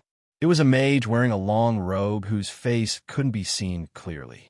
The stone plate lit up. Then, Wu Ming seemed to have obtained a supreme divine power. His body flashed with a golden light, and his eyes emitted a golden light. Like a big golden light bulb, Erica and Alice in Wu Ming's arms couldn't help but squint their eyes. "Is this Lord Wu Ming's power?" Alice, who was in Wu Ming's arms, asked weakly. "Yes, this is the mage's incarnation, which evolved from Wu Ming's youth's incarnation. The young man's incarnation had a powerful power of speech. It could bless human beings, gain power from human beings, and it also had a very important thing, blessing. Naturally, the magician that evolved from the youth also had the ability to grant protection to others. It's coming, Alice." After saying that, Wu Ming's face slowly moved towards Alice. Wait, no. Wu Ming-sama. Alice, who had never experienced such a thing, closed her eyes with a red face. Then, Just when Alice thought that Wu Ming was going to kiss her, there was nothing wrong with her lips, only her forehead. Alice opened her eyes and saw Wu Ming's forehead tightly pressed against hers. Wu Ming's big golden eyes looked at Alice with a hint of a smile. Alice was a little embarrassed, and her face instantly became more rosy. "Focus. Close your eyes. I'm going to give you a blessing." Wu Ming reminded her. "Yes, yes," Alice said with a red face. Then, Alice closed her eyes and began to receive Wu Ming's blessing. A steady stream of huge magical power was transmitted to Alice's body through her forehead. In an instant, the magical power was transformed into vitality, replenishing Alice's weak body. Alice felt as if she was soaking in a hot spring. Her surroundings were filled with warmth, and gradually, Alice had the idea of falling asleep.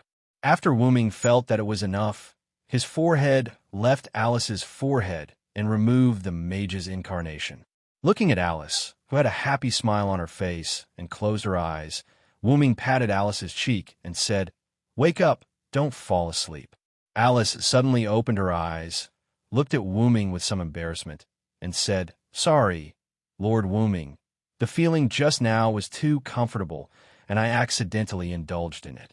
Wu Ming was a little curious, and then said, "Was it that comfortable?" After all, this was the first time Wu Ming used the power of blessing on others, and he was not very familiar with it. Maybe my divine aura was mixed in. Wu Ming thought so. Then, Wu Ming continued, "Because your body is not your real body now, I did not give you too much blessing. This blessing can last for about 7 days, and it can be said that there is no problem at all to maintain your ghost body." "Thank you very much, Lord Wu Ming." Alice smiled sweetly and looked at Wu Ming. Wu Ming shook his head, indicating that there was no need to be so polite, and then continued, "In a few days, I will go to England. At that time, I will personally add a longer blessing to your body. I believe that if this is the case, you should be able to use your own body to walk around, and you don't need the ghost body." Wu Ming's words made Alice fall into deep thought. Being able to walk freely in various areas was something that Alice had never thought of. After all, Alice's body was weak because of the negative effects of her powerful talent. This was not a disease, and it was basically untreatable. Just as Wu Ming looked at the pondering Alice, the person next to him was a little unhappy about being ignored. "I say, it's about time for you to let go," Erica said with a fake smile, but everyone could hear the anger in Alice's voice. At this moment, Wu Ming and Alice realized that the two were still hugging each other. "Ah!" Alice screamed and quickly broke free from Wu Ming's two big hands. Wu Ming took the initiative to let go of Alice and smiled awkwardly. "Ahem, although your Highness Alice's body is fine, your spirit hasn't fully recovered. Your Highness Alice, would you like to take a rest?" Erica said after coughing. Spirit vision consumed not only magic power, but also the caster's spirit power. This was also the reason why many witches fainted after divination. It was because the things they prophesied were too huge. The huge here didn't refer to the body, but to the status. Wu Ming also nodded in agreement, then looked at Alice. Alice shook her head and said, "I'm fine. I think it's better to tell Lord Wu Ming the new prophecy as soon as possible. And after Lord Wu Ming added a blessing to me, I feel unusually excited. I don't feel the fatigue from using spirit vision at all." With that, Alice jumped up and down like a little girl to show that she was completely fine. Seeing that Alice had said so, Wu Ming and Erica didn't insist.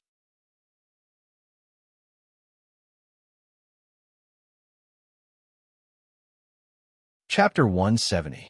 Alice, Wu Ming, and Erica sat on the sofa together. Then, Yaliana served drink for the three of them. Wu Ming and Erica both looked at Alice quietly, waiting for her to say the prophecy.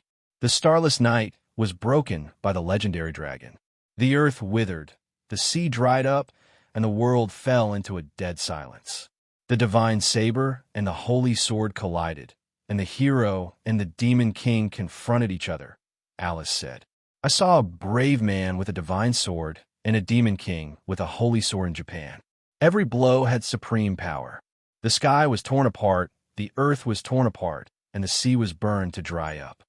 As if she had remembered the scene she saw in the prophecy, Alice's body trembled a little as she said. Wooming grabbed Alice's hand. As if she had found a life-saving straw, Alice calmed down. Don't think about that for now, Alice. You saw a scene that was too long in the timeline or too high level. It's not something you can bear right now. Wooming comforted her. Then, Wooming, Alice, and Erica began to think about the meaning of this paragraph. Let's see how the legendary dragon broke the starless night. The starless night should refer to Athena. Then, does this legendary dragon refer to Wooming? Erica said. Wooming shook his head and said, not necessarily. Athena came today, but she might not have the confidence to attack me. After I said something to Athena, she left on her own. At this moment, Erica said excitedly, wait, you didn't kill Athena? At first, when Wooming returned, Erica didn't ask him if he had killed Athena because of Alice. However, Erica still had confidence in Wooming, so she didn't ask again. Looking at the agitated Erica, Wooming smiled. Isn't that normal? I'm not in urgent need of authority to increase my strength, and Athena shows no signs of declaring war on me. Isn't this a good result? Wooming found that the power of Welslana and Mekhl was enough for the time being. It should be said that even if it was only Welslana's power, after being sublimated into Wooming's noble phantasm, Wooming could be regarded as an existence that could do whatever he wanted. As such, there was no need to overly pursue power. Wooming was an origin dragon. As long as he was accelerated by external forces or waited until he reached adulthood, Wooming's power would naturally undergo a qualitative change. Pursuing power was nothing more than an act of Wooming to protect himself during his childhood. There was no need to overdo it. Erica sighed and said unhappily, forget it. You're the king. You call the shots. Looking at the unhappy Erica, Wooming comforted her. Don't worry. Athena is now lacking a divine spark. Even if she stays on the ground, it won't affect time. Alice covered her mouth and laughed. Lord Wooming is really magnanimous. This is called confidence. Wooming shrugged. Ahem. So, if the legendary dragon isn't Wooming, then who is it? Everyone pondered. The legendary dragon should be referring to myself. Breaking the starless night shouldn't be referring to what happened today. After all, Athena retreated of her own accord and didn't fight. At present, the Gorgon Stone is still in my hands. The legendary dragon breaking the starless night is likely to happen in the future. Wooming thought, let's not talk about this for now. Have you noticed that the Demon King with the Holy Sword is likely to be the God Slayer? Because his speculation was almost done, Wooming began to change the topic. According to the saying, the confrontation between the hero and the Demon King. If the Demon King refers to the God Slayer, then the hero with the divine sword refers to the god of disobedience, Erica said. And the series of disasters mentioned later are likely to be caused by the descent of the god of disobedience, but it can't be ruled out that it was caused by the God Slayer, Alice added. The problem now is the identity of the hero with the divine sword and the Demon King with the holy sword. It's easy to find the God Slayer with the holy sword. After all, there are only 7 God Slayers. But it's hard to say about the god of disobedience with the divine sword. In the myths, there are many gods who use the divine sword as their weapon, Alice said with a headache. Everyone pondered. After a moment, Wooming spoke. Let's not think about this for now. We can't figure it out now. At worst, we'll just deal with it when it comes. Wooming, Lord Wooming, Erica and Alice grumbled. That's enough. Even if the sky falls, there are tall people to hold it up. If you keep thinking so hard, you'll grow old. As he spoke, Wooming stood up. In a few days, Erica and I will send you back to England. You can think about these things then. After that, Wooming left the living room. After Wooming left, Erica sighed. He really isn't worried at all. Erica didn't know whether to be happy or distressed. Should she be happy that her king was confident or distressed that she was too ambitious? Alice smiled faintly and said, Isn't this good? As a king, you have to have confidence. This is also the charm of a king. That's because Your Highness Alice has a good mentality. You're the Princess Alice who fought a battle of wits with Black Prince Yarek, and even drove him out of England in the end. "That's all thanks to the help of Miss Erica's uncle, Lord Paul," said Alice. "You're too serious, Your Highness Alice. You'd better go and get some rest. After all, mental exhaustion can't be eliminated." Erica stood up and was about to send Alice back to her room. "I know, Miss Erica. I'll go by myself. By the way, Lord Wooming is really outstanding. You must seize the opportunity." After teasing Erica, Alice walked up the stairs and toward her room. Erica blushed, but didn't say anything. Seize the opportunity? On the other side, Wooming sat at his desk and picked up the book that recorded the myths again.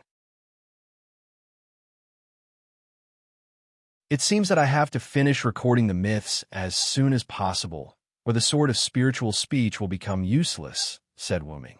After learning that the god of disobedience who caused a starless night was Athena, Wooming had thought that he had to record the myths in his spare time. In this world where the god of disobedience often appeared, he couldn't do anything without a store of knowledge.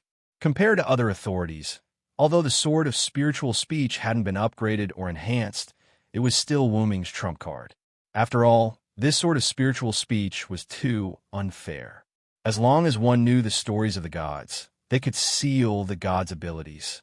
The warrior authority, which had been upgraded to a noble artifact, could naturally be used on heroic spirit followers. It was a great weapon. How could he not cherish it?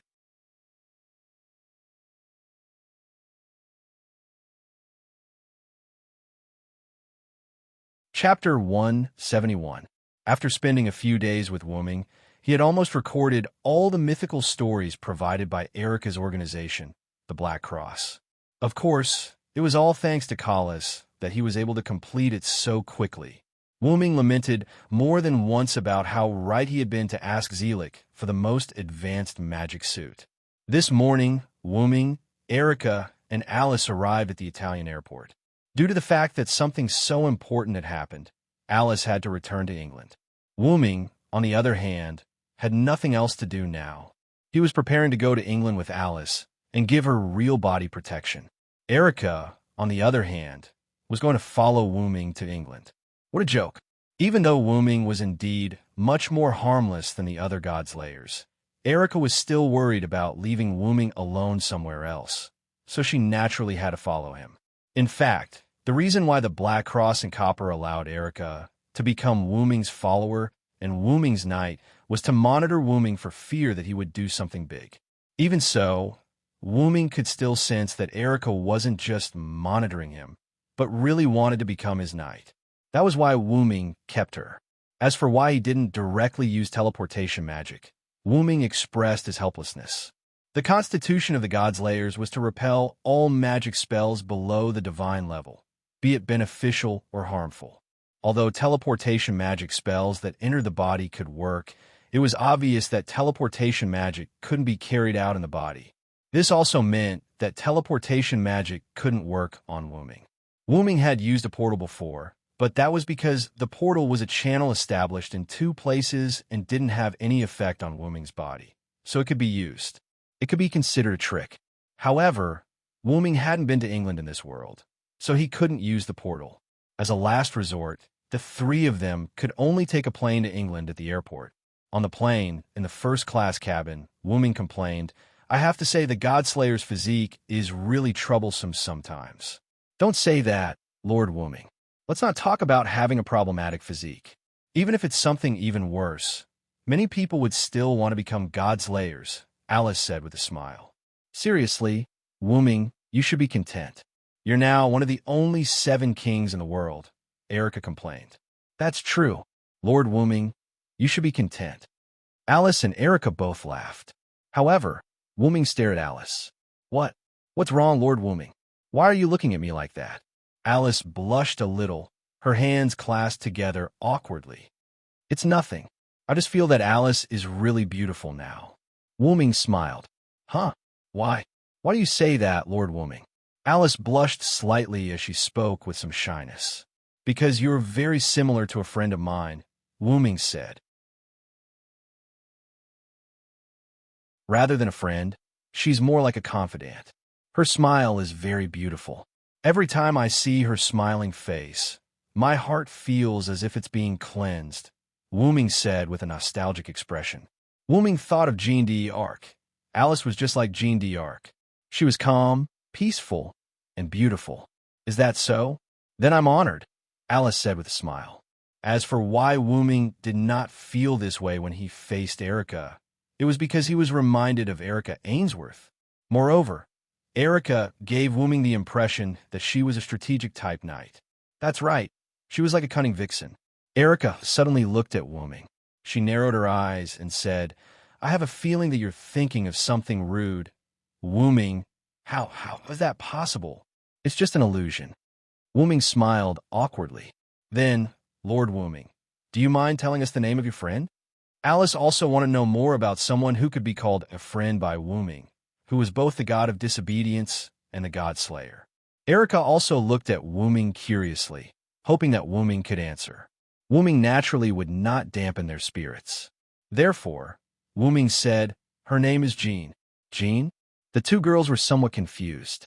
After all, this name sounded like the name of an ordinary girl. However, with Wu Ming's identity, could the girl he befriended, and even the girl who was his confidant, be an ordinary girl? Obviously, it was impossible. While the two girls were puzzled, Wu Ming added, also known as Jeanne d'Arc? Jeanne d'Arc? The two girls exclaimed in surprise. When Wu Ming said this, the two girls understood. Although the name Jeanne d'Arc sounded like an ordinary girl's name, if there was a famous Jeanne d'Arc, it would be her. Could it be the Saintess of France, Jeanne d'Arc? Erica asked. Alice also looked at Wu Ming with concern in her eyes. Wu Ming nodded with a smile and said, although she is France's Jeanne d'Arc, she has always denied that she is the Saintess. Ever since I led the people to war, from the moment I raised the flag, my hands have been stained with blood. This is what she once said to me. Because Jeanne d'Arc was canonized hundreds of years after she was executed, logically speaking, she should not have said such a thing. But after all, Wu Ming's origin was mysterious, so the two girls did not ask how Jeanne d'Arc knew that they were the Saintess. Then, with the feeling of the plane sinking, the three knew that they were about to arrive in England, so they did not discuss anything else. After getting off the plane, a tomboy walked towards the three of them. Oh, looks like someone is here to pick me up. Alice smiled. The tomboy in front of Alice walked over and said to Wu Ming, you must be the king of disobedience, Lord Wu Ming. I'm sorry for the trouble my young lady has caused you. Erickson bowed to Wu Ming apologetically. That's not the case.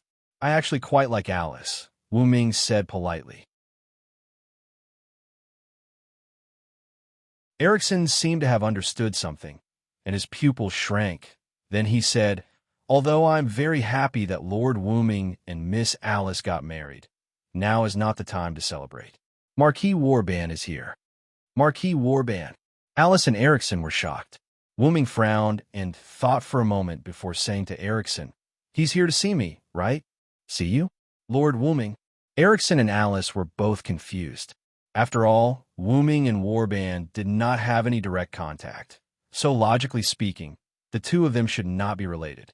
Alice thought of something and quickly said, could it be the Gorgon stone?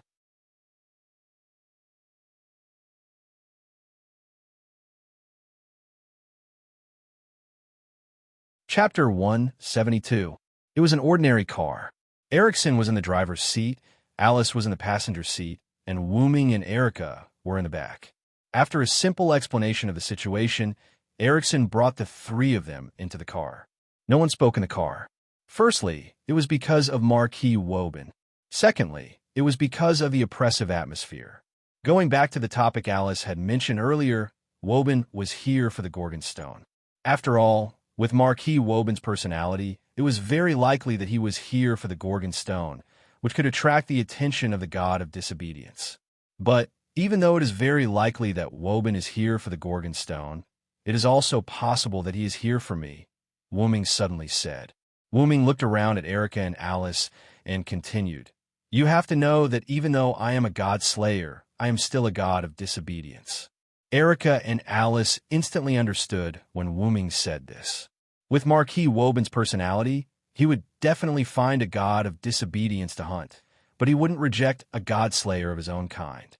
If there was an existence that was both a god-slayer and a god of disobedience, then it is very likely that Marquis Woburn will come looking for trouble with you, Erica said. Alice said with some concern, not to mention, the Gorgon Stone is still in your hands, Lord Wooming. Marquis Woburn will definitely not mind taking it for himself. He wants to fight me and deal with Athena at the same time? What an energetic old man, Wooming said with some sarcasm. Erickson still maintained his duties as the driver and didn't say a word. It seemed that Erickson was still a little afraid of Wooming. However, there was nothing that could be done about it. After all, in the eyes of the Sage Council of Greenwich, who specialized in the study of God's layers, all God's layers were terrifying. In any case, the enemy is already here. I'm afraid we have no choice but to fight. Erica sighed. Alice, on the other hand, seemed a little worried. Wooming said, don't worry, Alice. I will fight with Marquis Woburn within my barrier. It won't affect the surrounding cities. Alice paused for a moment, then nodded. Although Wooming said so, the worry in Alice's eyes was still there. Every time she looked at Wooming, the worry in her eyes deepened. Because of the arrival of Marquis Wooming, Erica and Wooming decided not to go to Alice's house. At the request of Wooming, Erickson stopped the car by the roadside. Wooming and Erica got out of the car. Alice still looked worriedly at Wooming and Erica. Please be extremely careful. If possible, please do not cross swords with Marquis Woburn. Please use words to resolve the issue. Although Wooming didn't want to complain, Wooming still had to say it in his heart. Is it possible for the Godslayer to resolve the issue with words? Don't worry. With me, Erica Blantley, who has inherited the Diable Dragon, my master will have nothing to worry about, Erica said as she patted her chest. Of course, this was only if she could guarantee that she wouldn't be at a disadvantage when talking with Marquis Woburn. Alice nodded and said, if it's Miss Erica, I can be a little more assured. Again, please be extremely careful. After that, Erickson sped away from the place even faster than before. Am I that scary? Wooming pointed at himself and said, you're the Demon King. It's natural for Miss Erica to be afraid of you. Erica giggled and covered her mouth. Wooming shrugged helplessly. Then the two of them came to a large building. This was the exclusive residence that the Sage Parliament of Greenwich had built for Marquis Woburn after learning that he was coming. Wooming and Erica looked at the roof and looked at each other. This should be the address that Erickson provided for Marquis Woburn. Wooming sighed. Speaking of which, the Sage Council sure has a lot of free time on their hands. They actually built such an exclusive residence for the Godslayer that's about to arrive. It's so grand that I feel bad about destroying it, Wooming continued. Erica looked at Wooming helplessly and said, that's because Marquis Woburn is a veteran Godslayer who has been famous for a long time. Even the Sage Parliament of Greenwich, which specializes in investigating Godslayers, doesn't know the number of his powers and the specific abilities of his powers. Because the Sage Parliament of Greenwich was established in the middle of the 19th century, and Marquis Woburn killed a Godslayer in the early 18th century, even the Sage Parliament, which specialized in Godslayers, didn't know about Marquis Woburn's powers. You must be careful, my lord. Don't worry. Even so, I don't think I can lose. After all, I'm a master of the Red Devil, Diable Rouge, Wooming joked. As expected of my lord. This is a master worthy of my service. The corners of Erica's mouth curled up, revealing a brilliant smile. Then, let's go. Let's meet this old man. With that, Wooming and Erica stepped into the large building. At the top of the building, a tall and thin old man in a black trench coat was sitting on a throne. A magic array was engraved in the center of the hall, and a girl with long chestnut-colored hair and white ceremonial robes knelt in the center of the magic array.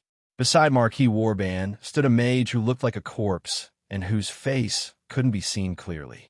He held a crystal ball in his hand and placed it in front of Marquis Woburn. Looking at the crystal ball in front of him, Marquis Woburn's lips curled up into a smile. His emerald-like vertical pupils exuded a wolf-like gaze. Marquis Woburn looked at the Caucasian girl with a silver-white ponytail who was half kneeling with her head lowered. The young girl was wearing a black military uniform with yellow edges. She had a blue-gray striped shawl draped over her shoulders, a matching short skirt, white knee-high socks, and brown high boots. Her silver-white hair was tied into a high ponytail with a thin blue thread.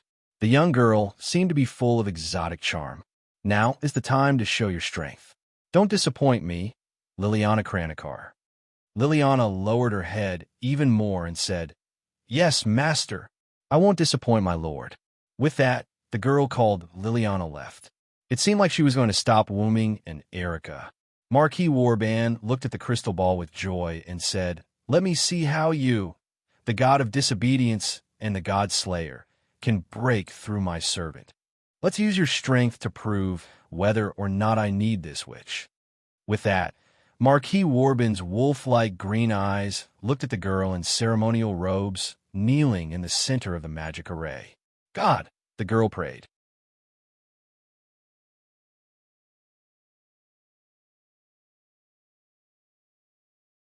Chapter 173. As soon as they walked into the building, Wooming and Erica were attacked by a large number of undead. After slashing the last undead with Reinhardt, Erica turned to Wooming, who had dealt with some of the undead and was standing by the side, watching her on the phone. After seeing Erica destroy the last undead, Wooming hung up the phone. "Thank you for your hard work, Erica," Wooming said. "It's my honor to clear the way for Master." Erica said with a charming smile, "That may be the case, but these undead are all at the level of Grand Knights. Nominally, they're the strongest fighting force below the God Slayer." Wooming was right. Each of these materialized undead had the power of a Great Knight, which was the highest level below the God Slayer. Erica, who was only 16 years old, had reached the Great Knight level at this moment. Because of her loyalty to Wooming, she received the title of Red Devil. The reason why she was said to be the strongest combat power below the God Slayer was that there was now an additional level, Paladin. The former Red Demon, Diable Rouge, Erica's uncle, Paul Brantley, who fought against the Black Prince Yarick with Alice, was promoted to a Paladin because of his deeds of fighting against the God Slayer.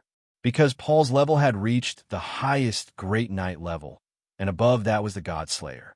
Therefore, Greenwich's Sage Council updated a new level, Paladin. It could be said that the level of Paladin was specially set up for Paul. As for who else would resist the God Slayer in the future, maybe they would also be promoted to Paladin. Because the theorem that humans could not defeat the God Slayer had been deeply rooted in people's hearts, the level of Paladin was set up for those who were above Great Knight, but not the God Slayer. Erica, who was only 16 years old, was able to reach the level of Great Knight. Coupled with her excellent character, it could be seen how good Erica was as a knight. Of course, but it would be better if you leave these people to me, Wooming. Erica Brantley, will clear everything for my master. At this moment, Erica was like a proud lioness, full of pride. Yes, next time. I'm in a hurry now. I can't wait to see this old man." Afterward, Wooming and Erica walked up the stairs leading to a higher floor. "Was that a call from Salvatore just now?" Erica asked Wooming as they hurried along. "Well, he's the only one who can know my phone number and call me." Wooming looked a little tired at the moment and sighed. After being knocked unconscious by Wooming, Salvatore took almost 3 days to wake up. The first thing Salvatore did after waking up was to call Wooming.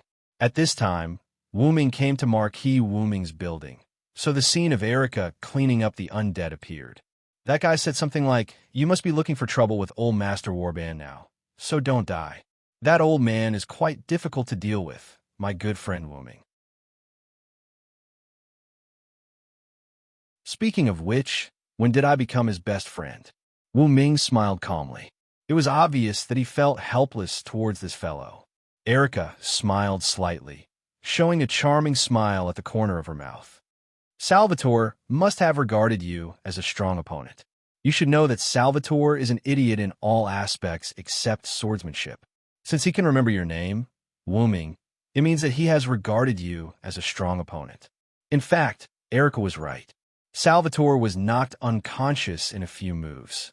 Although there was a certain degree of luck and the other party was not familiar with Wooming's ability, Salvatore thought that a loss was a loss.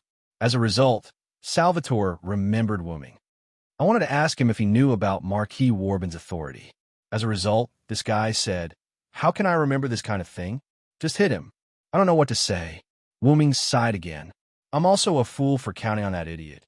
Erica smiled. Wooming is more like a human than the god of disobedience and the god slayer. Wooming could not help but think of his previous life. If Wooming was not picked up by the old dean, who knows what he would have become now? He might become even weirder because no one took care of him, and he would look down on humans completely. Because of this, Wooming respected the old man who had passed away the most. Wooming was indeed a problematic child. Wooming could not despise humans now, thanks to the people Wooming met. Wooming's second most respected person and his skills mentor. Wooming was naturally very important to Wooming. Ireland, Britain, Uruk, Nassalic, France, and Toki City, Japan. Wooming recalled the lands he had experienced and the various people he had met. Thinking of this, Wooming was in a much better mood. Even the desire to fight with Marquis Warband had lessened a lot. That's because I have a bond. Looking at Wooming, who was smiling particularly brightly, Erica was also stunned for a moment. Then, she smiled as well. Then, can I also be a part of it? Wooming smiled and did not answer. Erica, on the other hand, saw the answer in Wooming's eyes. For some reason, the other party did not stop them at all. Wooming and Erica did not encounter any enemies along the way. In the end, when Wooming and Erica were about to reach the top, a young girl walked out of the darkness. "So it's you, Lily." It seemed to be someone Erica knew. Seeing that she had taken out a silver military knife, Wooming did not say anything and continued to walk to the top. "I'll leave it to you, Erica." "Yes, my lord." Erica watched Wooming leave before looking at Liliana. "It's really fate to meet you here.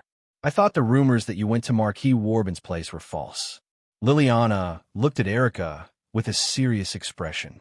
Holding the silver military knife in her hand, she said, "There's no need to catch up. I received Marquis Warbin's order to stop you. Although I can't stop the advance of the King of Disobedience, I can stop your advance." As she spoke, Liliana's military knife began to glow. "Is that so? Then let's try it." Erica held the thin sword and placed it in front of her. Then, she continued, "It's time for a duel, Lionheart, Coeur de Lion.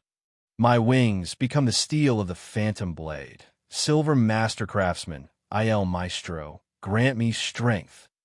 As two prodigies of two Italian magic societies and the attendants of two kings, Erica and Liliana began to fight for their respective masters. At the top was an empty hall. In the center of the hall was a complicated and precise magic array. In the center sat a young girl with long chestnut-colored hair and ceremonial robes. In the center of the hall, a thin but shrewd old man sat there. Wooming slowly walked to this floor as if he was taking a leisurely stroll.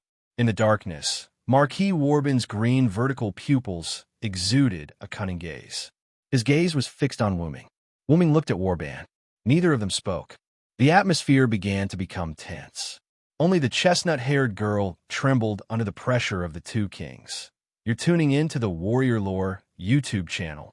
Don't forget to subscribe and join us on this journey to catch the most captivating stories.